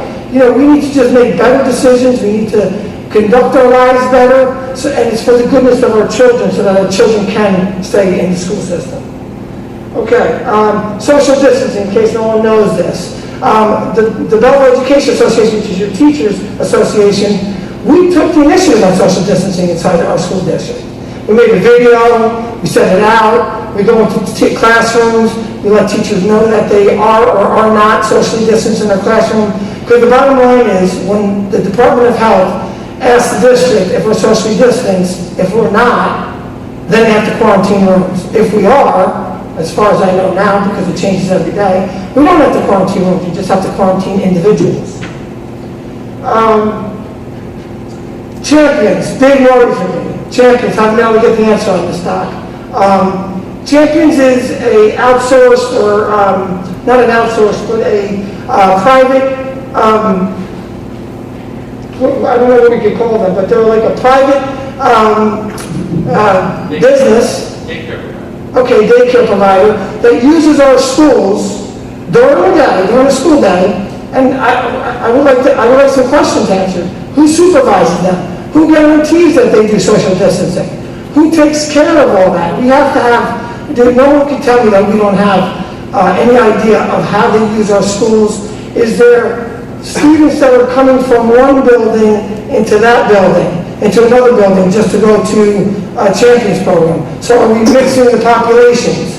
I don't have any of these answers, and I wish that we did. I think we need to know that they are practicing safe practices. Fourth on my agenda is construction. We're doing construction. Doc and I talked. I told him I would stand up here about this. We don't agree. The Education Association does not agree with any type of construction during school hours. Here's the rationale behind that. We have COVID now, we're dealing with COVID-19, right? So now we wake up the next day, and I know that Doc says these masks are good, right, for construction dust. I'm a construction guy. I wear the ones with the filters on the side. Sorry, I'll be done in a second. But I don't think that those masks are going to provide us with enough protection, and you're going to have so many teachers and kids who might have a simple cough from construction dust, but we can't take that chance. So they have to stay home. They can't go to work because we don't know. They might have a cough, but we don't know if it's from construction dust or from COVID-19. And then School 1, Doc, I hope we can move forward on that because it's a big issue. It's very overpopulated. We've been having some great discussions. I thank you for that. Let's continue those discussions and move along. Thank you very much. Mr. Del Garcia?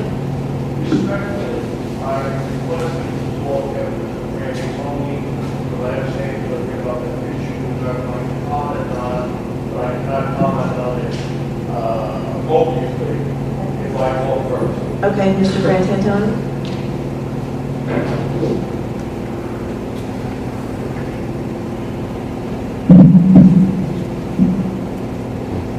Well, in regard to my earlier comments, I think I was just vindicated. We had a board member give a 5-minute dissertation about all the things wrong with the Dorsal contract, and then he votes for it.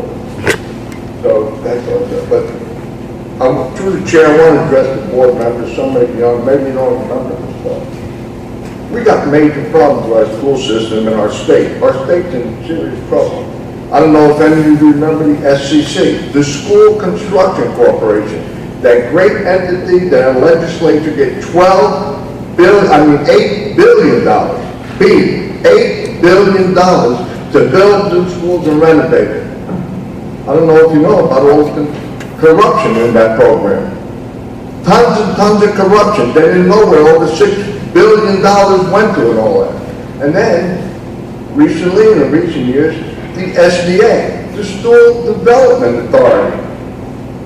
Again, if you read newspapers, because this was just in the past year, look at the corruption with the School Development Authority.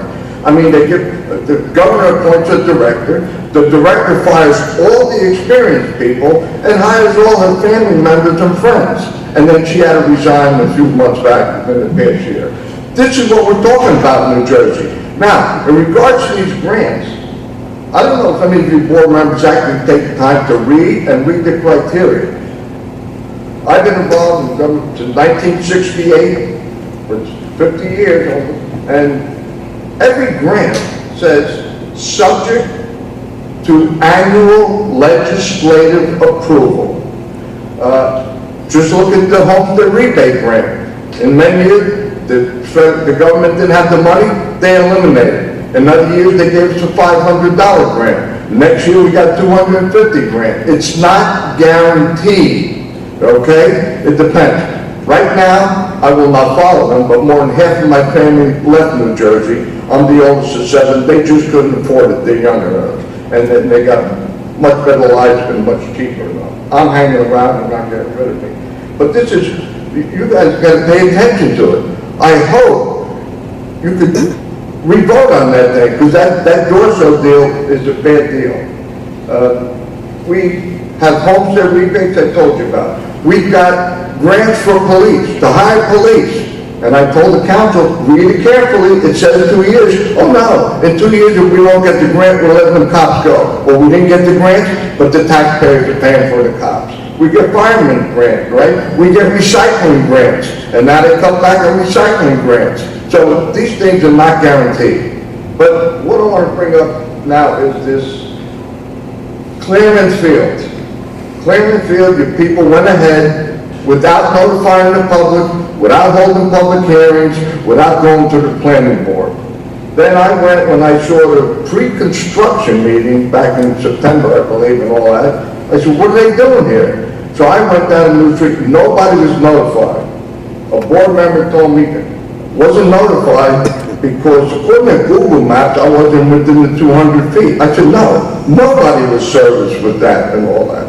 So what I did, I made up a little flyer and I distributed only 20 households, and Dr. Tonto can attend. About 8 or 10 of those people showed up, because when I told them, nobody was notified, nobody was ever given notice and all that. So now, do any of you board members know when construction started on Cleveland Field? Oh, it was about 3 or 4 weeks ago. So what happens today? At 3 o'clock, the mailman comes. And my neighbor, who's right next door to me, 6 feet away, we both had 3-foot side yards, gets a certified mail from an entity called the Belleville Board of Education, all right? Please take notice that the Belleville Board of Education has applied to the Belleville Planning Board for a site plan on premises of Clearman Field, which is 2 feet of the property owned by you. The applicant is proposing to construct a new artificial turf field and bleachers, lights, and restrooms. Is proposing. You're going for the planning board a month after you started construction. And then you wonder why? The citizens question what you're doing there? All this time you say you dedicate, are you reading, do you know what the law says? The law says you have to, any capital project by anybody, the law states, where the planning board has adopted any portion of master plan, the governing body, all public entities, including, must go before the planning board for review and recommendation. It shall apply to housing authority, parking authority, special district, redevelopment agency, school boards. You have to go before them.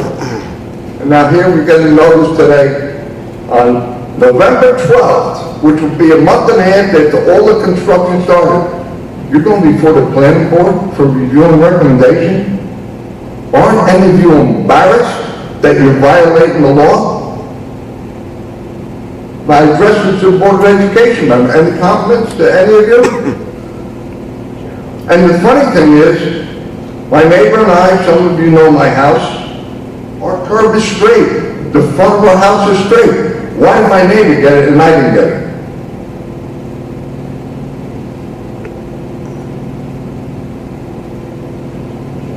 Do I get any answers on this? Yeah, and why are you going before the planning board almost 2 months later?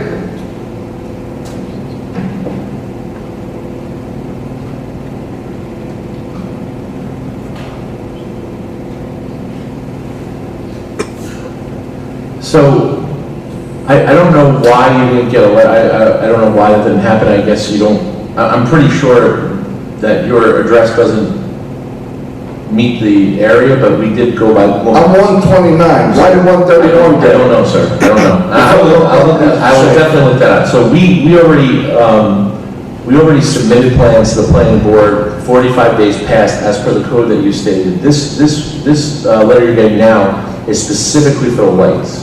We were under the impression we had to go to zoning, but we're only going through planning. So that's that's why that's going on. So if you go to the next planning board meeting, the major discussion is the lights. Well, Which I still am not sure that we have to do that, but we did do that, because of our entity. So that is for the lights. So that was the plan the entire time, because this was brought up 3 times already. Mr. Sheldon also brought it up. We did submit the plans, the 45 days passed for expiration for the planning board, our courtesy review of the planning board, which is all the board has to do, but that is specifically for the lights. So if anybody, so you're being, I apologize, I mean, we can probably send you out a letter now, regardless, but whoever was in that, that area, the Google area of the mileage or whatever it is, the yardage or the footage, I apologize, I don't know that answer, but did receive a notice, because we are going to discuss at the next planning board meeting the lights. That 5-minute meeting, number one, was illegal because nobody was noticed. Now, it wasn't the 200-foot people. That's not my meeting though, so. Huh? I don't, what meeting are you talking about?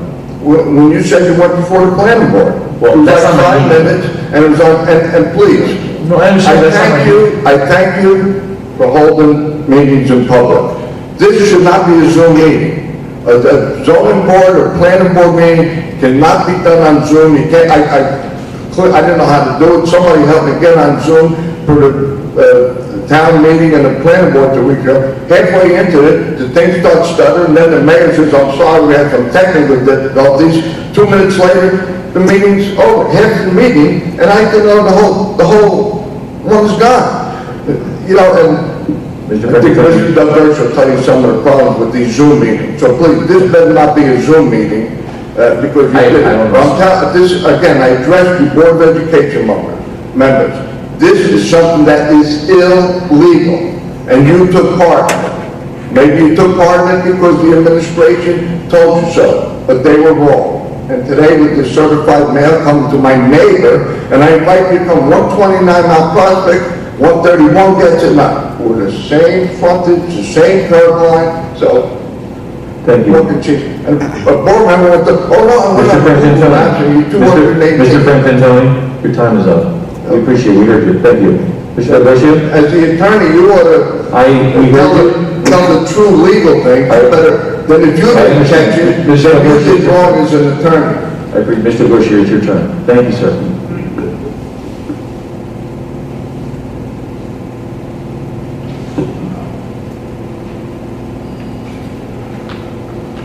Did I hear you say you thought it had to go before the zoning board?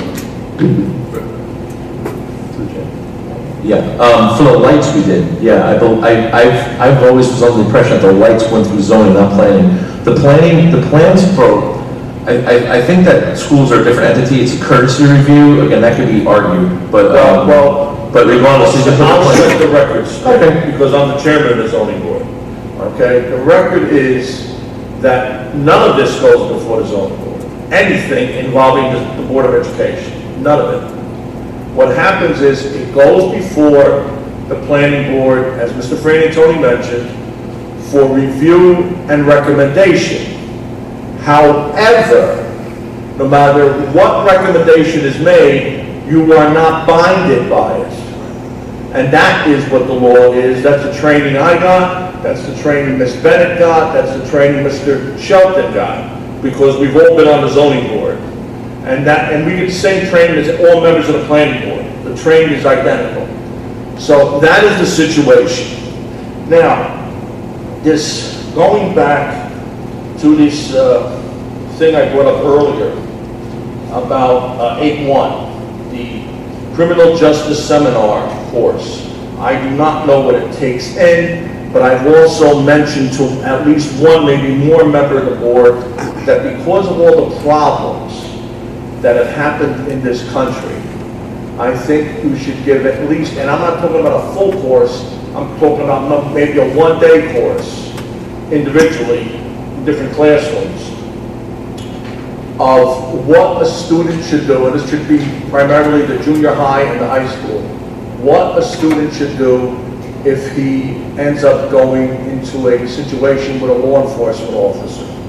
And that is to avoid any problems. And I think if the kids are told how to handle a situation, 99% of the time there will be no problem at all. And I think that's a good idea.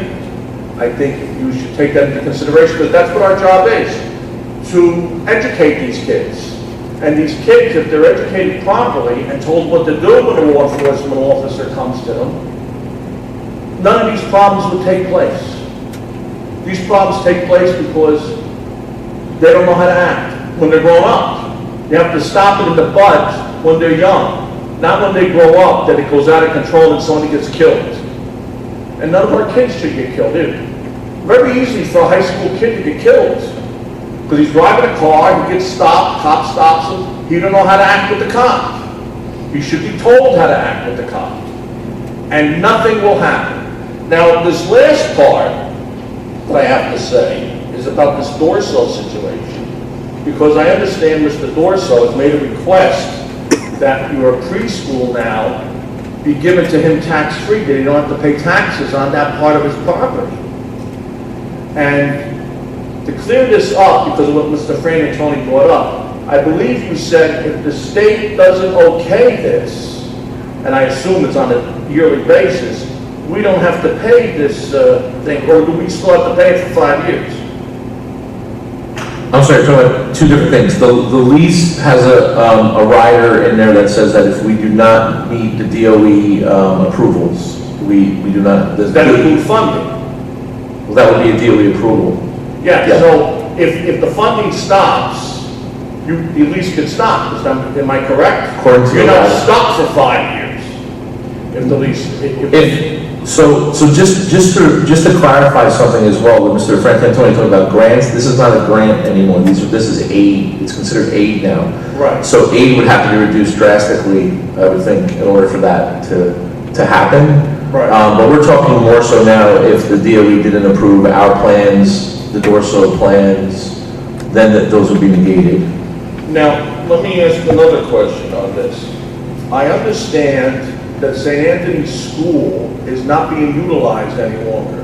Did Yes. you suggest using that property? Yes, we have actively been in negotiations with them for different reasons, so.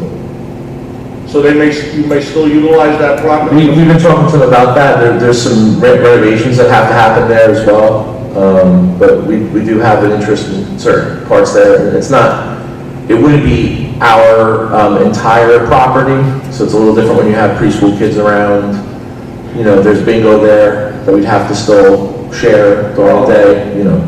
It's not ADA compliant, so there's some different barriers, but we have been actively looking at that. Now, what I asked before, you said that the second floor, these are going to be second floors that they're going to build. Correct. You're not paying for the construction.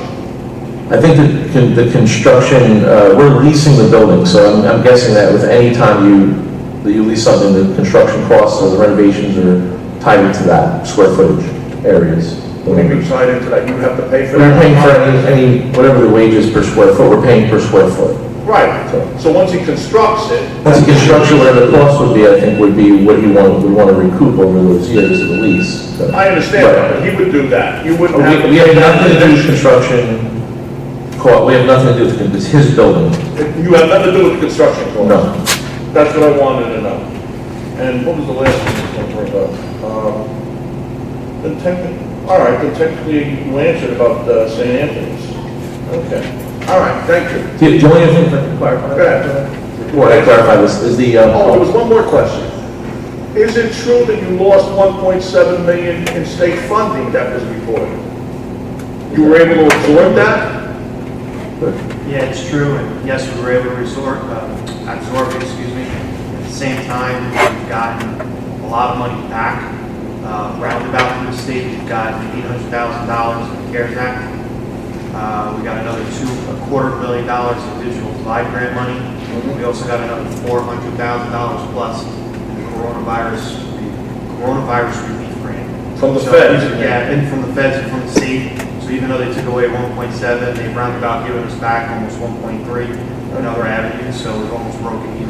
You wanted to say something, Mr. Dunn? yeah, I just wanted to clarify, the tax, I don't know if I call it an abatement or whatever you would call it. Tax exemption. Exemption, thank you. That would be on our end, not on his end.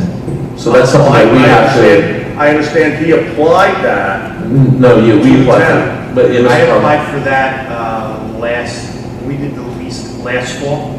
I haven't heard anything yet. from Why the would town you do that? Because at the moment, he's including the taxes in the lease, because he's being taxed on the building. So we applied with the town, since we're tax exempt as a school district, we have to apply for the exemption. If the town okays it, then he gets the tax exemption and we get to reduce on the reduction. Or you would get a reduction, Yeah, equivalent. on the lease. Equivalent. But we weren't supposed to hear until sometime in the third quarter of 20, so it should be coming around now-ish. Oh, it did come around now. Yeah. Because I I haven't saw heard it anything on specific. council agendas, that's why I brought it up. Okay, but the last thing I want to say, please take into consideration what I said about having could be a one-day thing in each class. It's a great idea, thank you. You know, and you should have a law enforcement officer or somebody give it that knows about law enforcement. Okay, thank you. Mr. Rodriguez?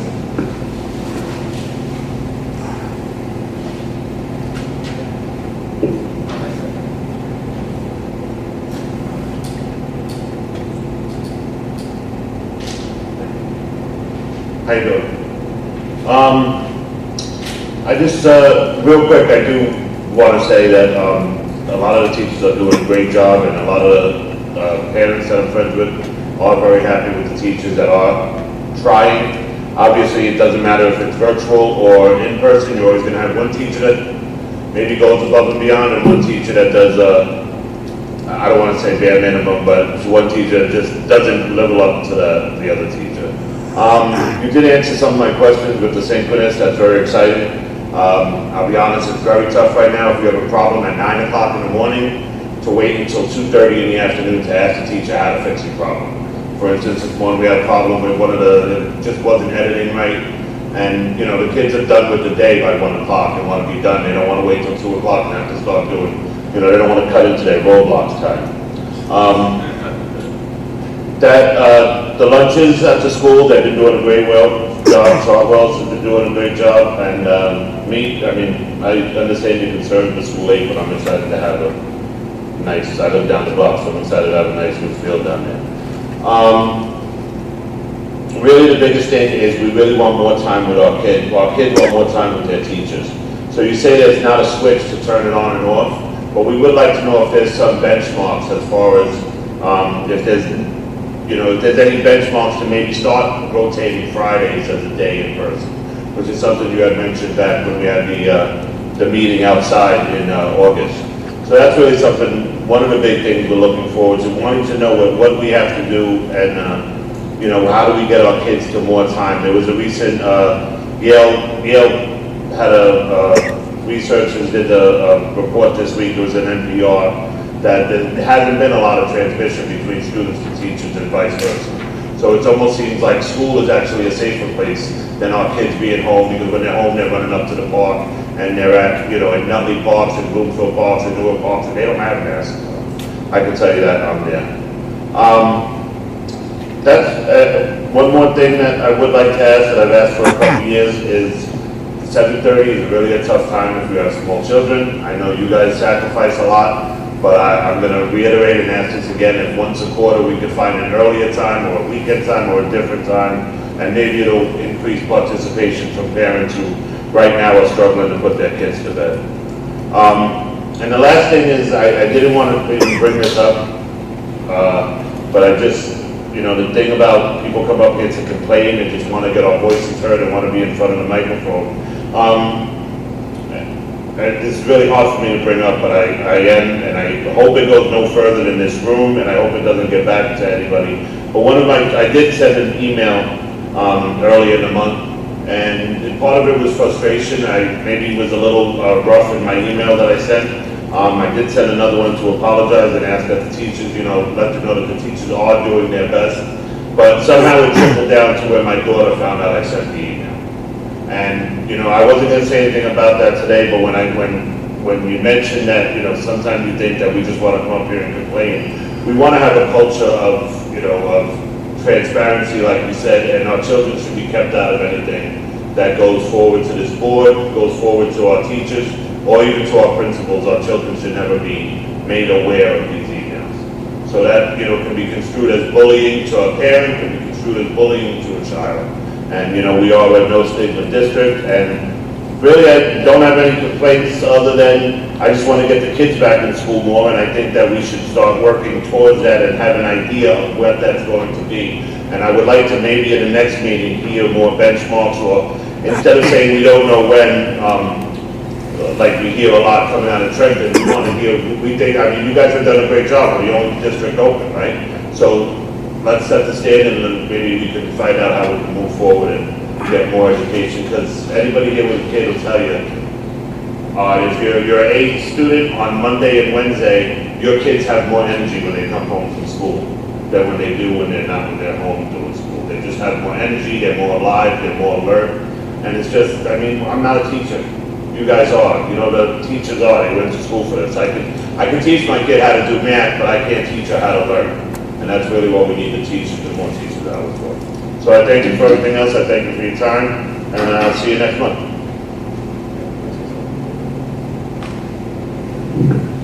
Thank you, Mr. Rubin. I just real quickly, first, what you said about your daughter is unacceptable, so I apologize, and I won't, that wasn't meant to get down there. But I appreciate your follow-up email to that too, so, but thank you. Just very quickly, again, because Mr. Rubin brought it up, I'm sorry, Mr. Rodriguez, I apologize. So we are, I think we are, and Mr. Mignon's still here, Mr. IAS, so they're probably not going to want to hear this, but I think we are pretty aggressive as an administration in trying to get our kids back. I think we've kind of proven that. I think that in the beginning we had a big set of differences, but I know we all still respect each other very much. I can say at least I do. And I know working together to get that. One thing I will say about Mr. Mignon specifically and our union is we don't agree all the time, but we do agree that, our teachers, when they are here, they work as hard as they can, and we do have some teachers and administrators and custodians and everyone that can always be pushed a little more, so we are working on that. So, but I will say that moving forward, this November 15th date to get full synchronous in is a first step of a bigger process, which I will say now with and the administrators kind of know this, and they're the ones also that said, we can do it, but we need a little more time. So I think the November 15th date is a good start, because what that brings us into is what everyone's concern is on a superintendent level, but I don't really have this concern, but a lot of my colleagues do, is everyone going away for Thanksgiving or seeing people at home, right, having a quarantine, which is a concern. And then the winter break, right? Everybody going away and then having a quarantine. So again, we can't really control a lot of that, but to me that doesn't mean that we should stop the progress. However, November 15th is our synchronous date that we're going to be looking to start that. And then the next step I would think, and again, there's no tomatoes to be thrown at me yet, but the next step I would push for would be to, as we are students that are tagging in synchronously for that learning, to go for, instead of a half day, for a full day for our in-person students, and that would include lunch. So that's something that we all have to work on, though, because we're really not getting much from the CDC on that, but we're hoping to get a little bit more on that. But I think our next step is full day for those kids that are here, and then while we're doing that full day, all the other kids kind of log in the lunch. But that's going to take some negotiation. We take some because there's some time involved, especially with the lunch piece. But I think that's our next step when we feel we're ready. And I think after November 15th, I'll have a little more for you on that. So I appreciate you bringing that up. Thank you. Ms. Schmidt?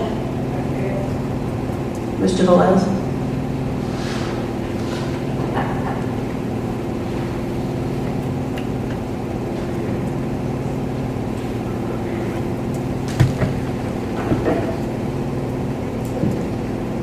Good evening.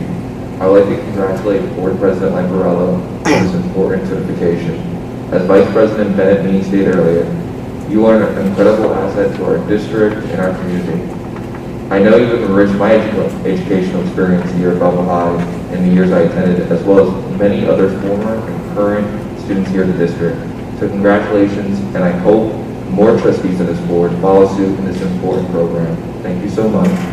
And to all those watching, regardless of who you're voting for at any level in this election, I really want everybody to vote, because your vote is your vote is your power, your vote is your right in this country, and I am just so proud of everybody, regardless of who you support, for the excitement we've seen in every level of government of people showing their support and really being enthusiastic about voting. So thank you so much to everybody, and I thank you. Have a great day. Can I have a motion to close public participation? Motion. All in favor? Aye.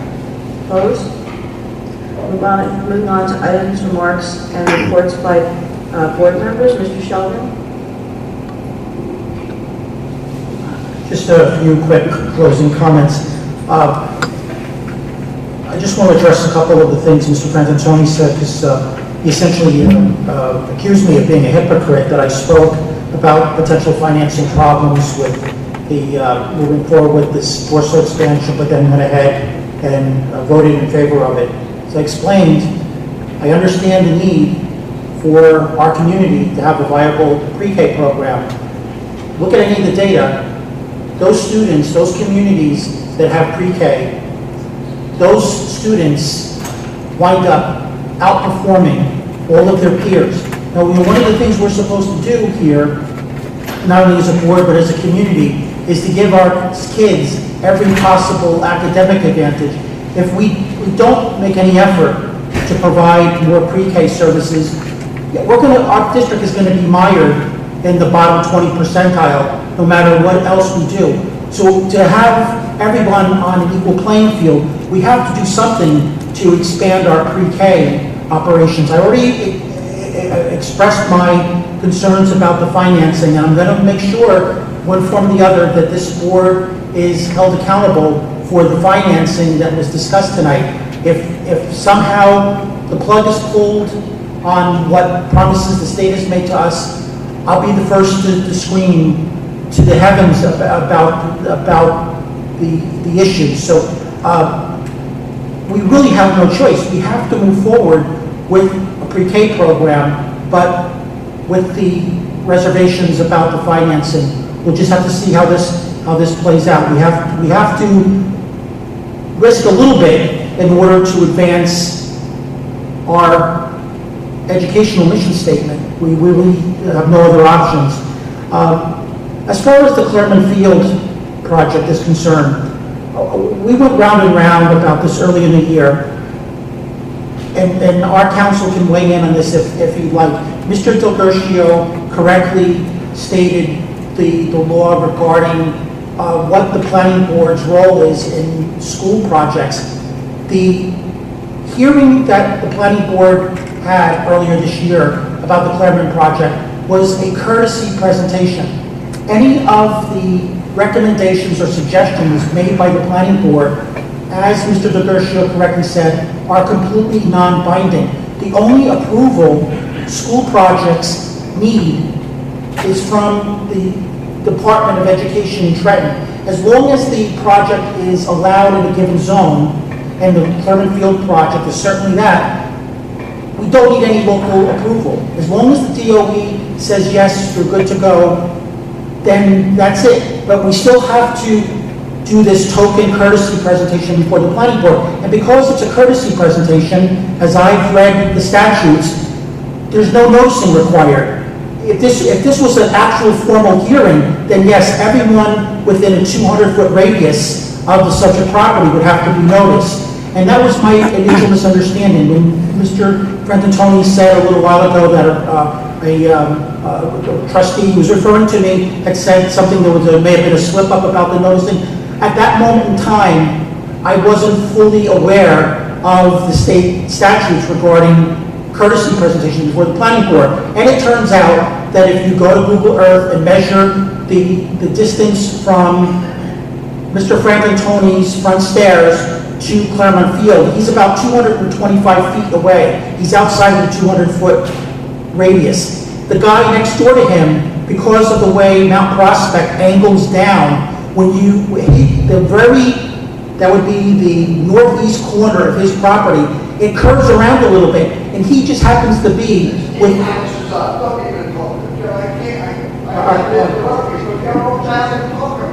No, Vinny, I know what I'm talking about. There was a property next door to you, that guy would have been noticed because he was within 200 feet. You did not have to be, there was no noticing required because it was a courtesy presentation. It wasn't an actual regular planning board hearing. As Dr. Tomko explained, because now there's lighting going in, that requires a separate amount of planning board approval. That's something that Jonathan, if you want to weigh in on this matter, but I just want to weigh in on, like, I'd rather you, if possible, not engage members of the board directly. They should be engaged with the chair. Obviously, there's a time. Well, he was taking, essentially, without pulling me out, he was referring Show this your microphone. Yeah, see what you need to say. Right. But in any case,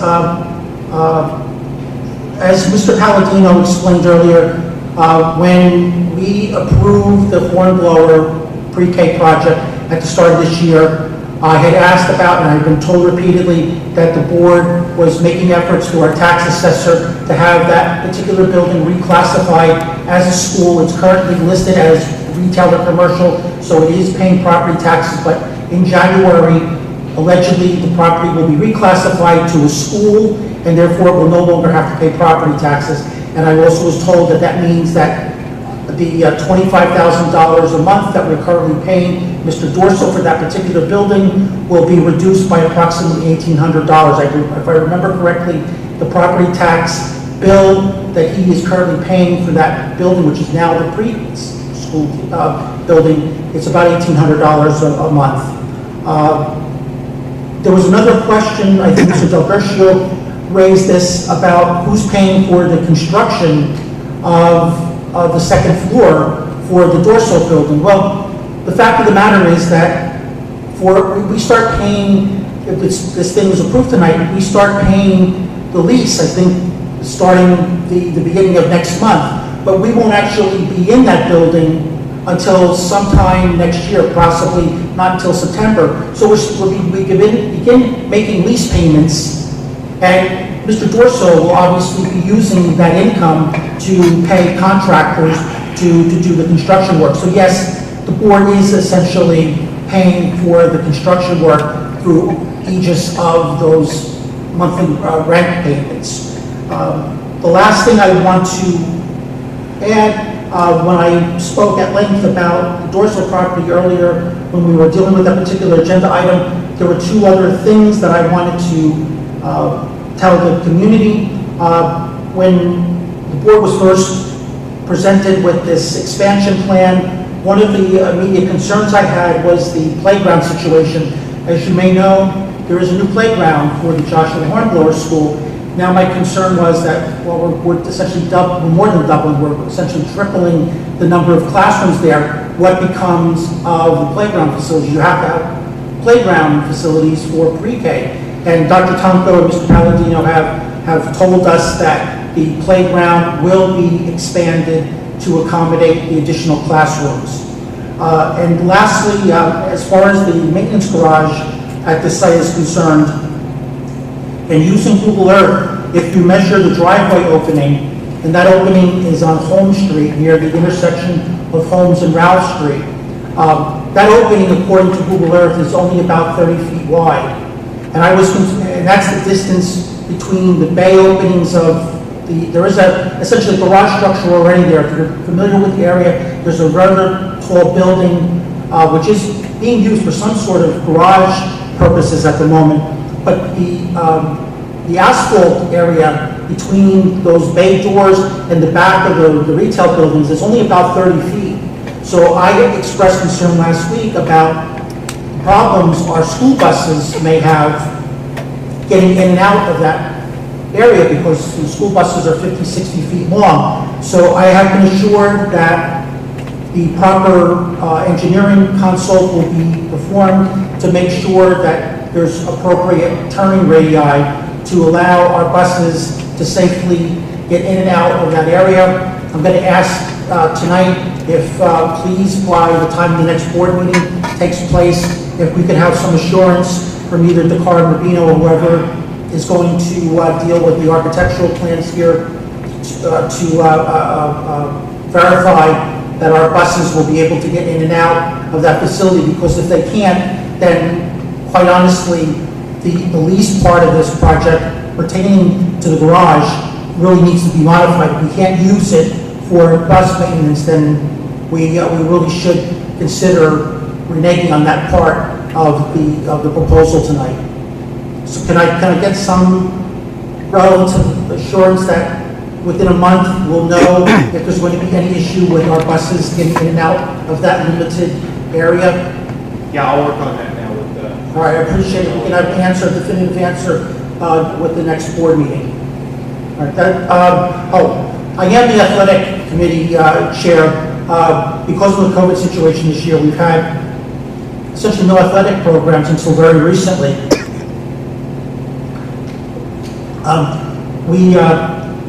Throughout the summer, under Governor Murphy's various executive orders, scholastic sports was slowly reintroduced through a 3-phase program. Our football team got underway, but a week and a half ago, COVID hit our football team, and so they've been waylaid for another, I think, a week and a half. I think they're going to be back on November 5th or November 6th. But despite all of our best efforts to have all the protocols and PPE in place, unfortunately, it intervened with the football season a bit. But we're still hoping to resume it in another week or two and pretty much have a full season, but just a little later than normal. So there'll hopefully be updates about the re-implementation of our football season through the district website within the next week or so. All right, that's it for me tonight. Thank you. Thank you, Mr. Sheldon. Mr. Muniz? All right, so on my end, I just want to thank everybody for being here. I know it takes a lot for most people to get out to these meetings, and some of the comments that are made, whether they're in agreement with us or not, are greatly appreciated, because it is all of our jobs to be accountable for the actions that we take. So I do thank everyone for being here. I do think I want to take a minute to thank the gentleman right here on the right-hand side, Ruben. I do notice I do watch a lot of the media content that's out there for the things that were said. I try not to comment on them, because the time and place for most of the conversations that we have, and the time and place to complain or to give praises is in these meetings. So I try not to engage too much on any media content, because I don't want to take away from us being able to be here and be able to talk and agree or disagree.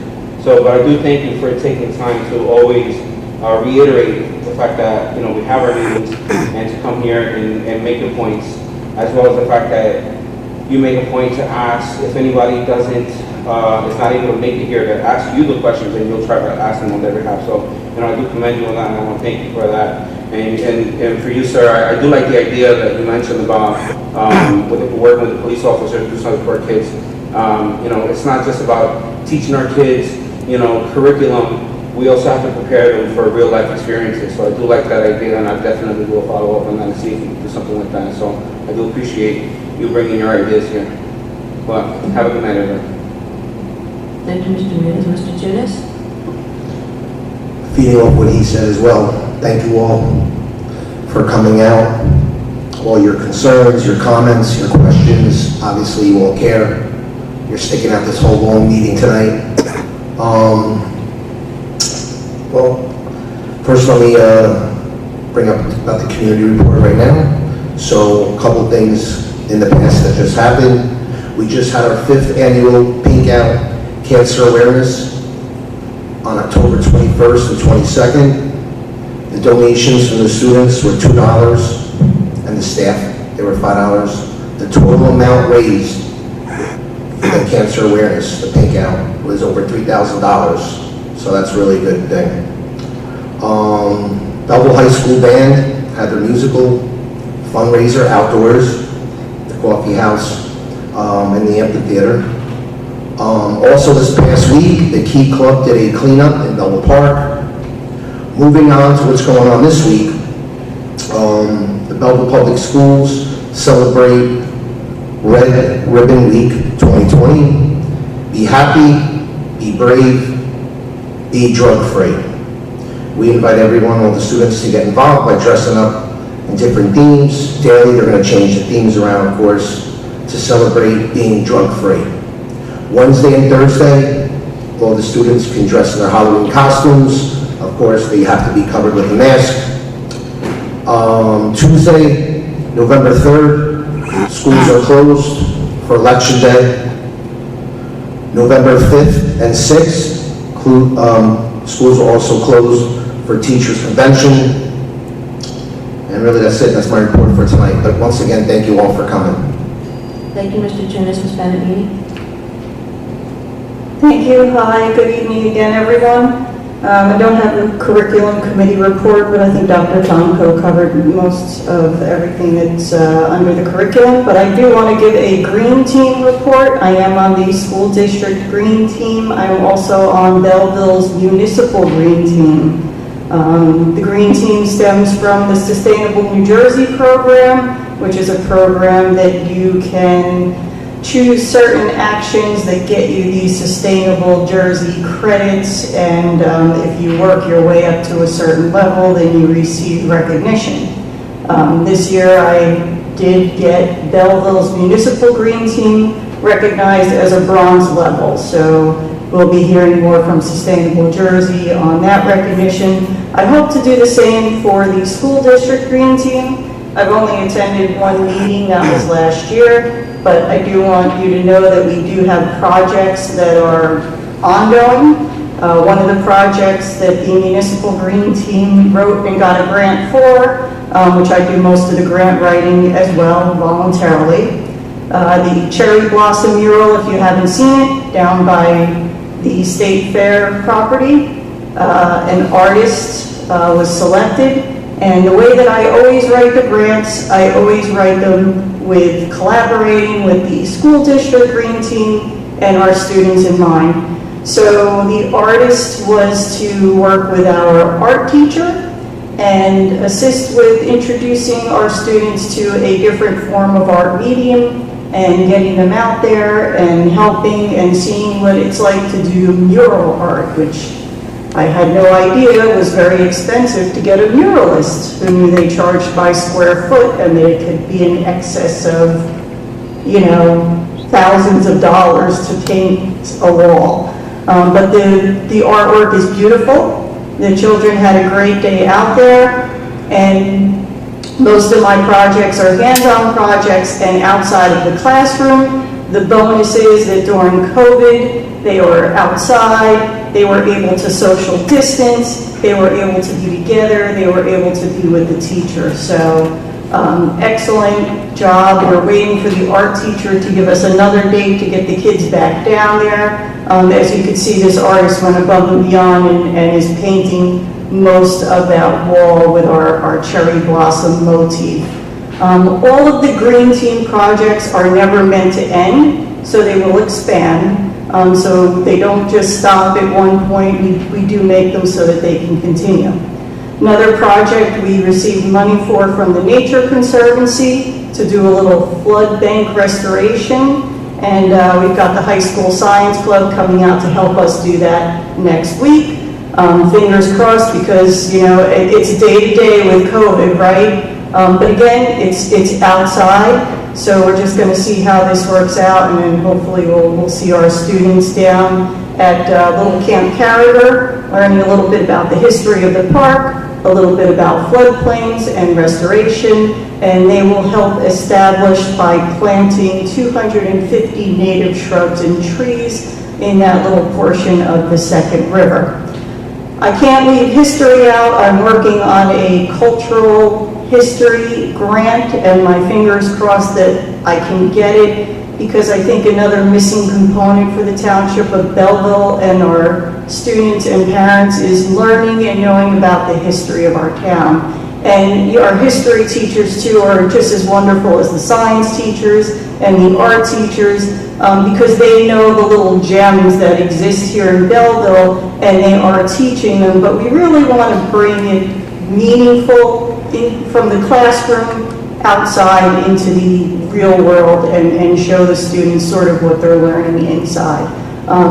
You know, it's great. My job, I'm 75% outdoors, and we've always said, right from when I started when I was younger, that you cannot beat hands-on learning.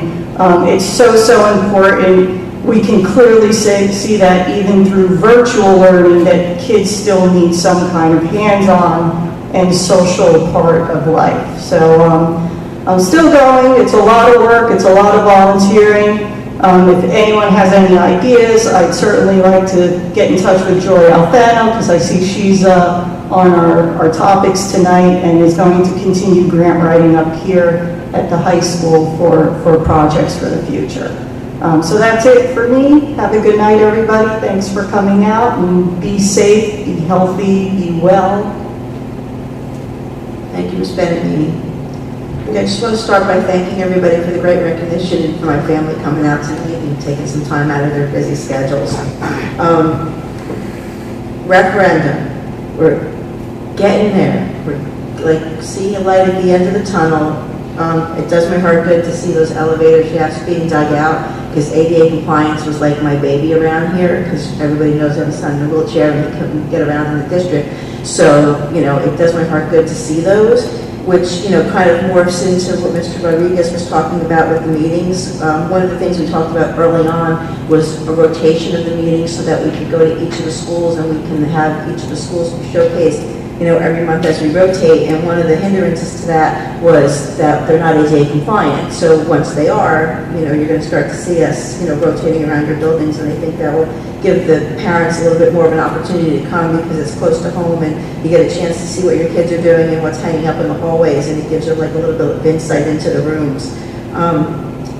Mr. Shelton used the word risk when he was talking about the pre-K, and you know, there's always that always saying, there's no reward without risk. And you know, I think at this point, I'm willing to take the risk, because the reward at the end is going to be that these kids can, you know, have a beginning of lifelong learning. So if we can give them that, then that's the best thing that we can do for them. And like Dr. Tomko had said at one point today, that's what we're here for. So with that, thank you everybody, and we'll see you next month. Can I have a motion to adjourn? Aye.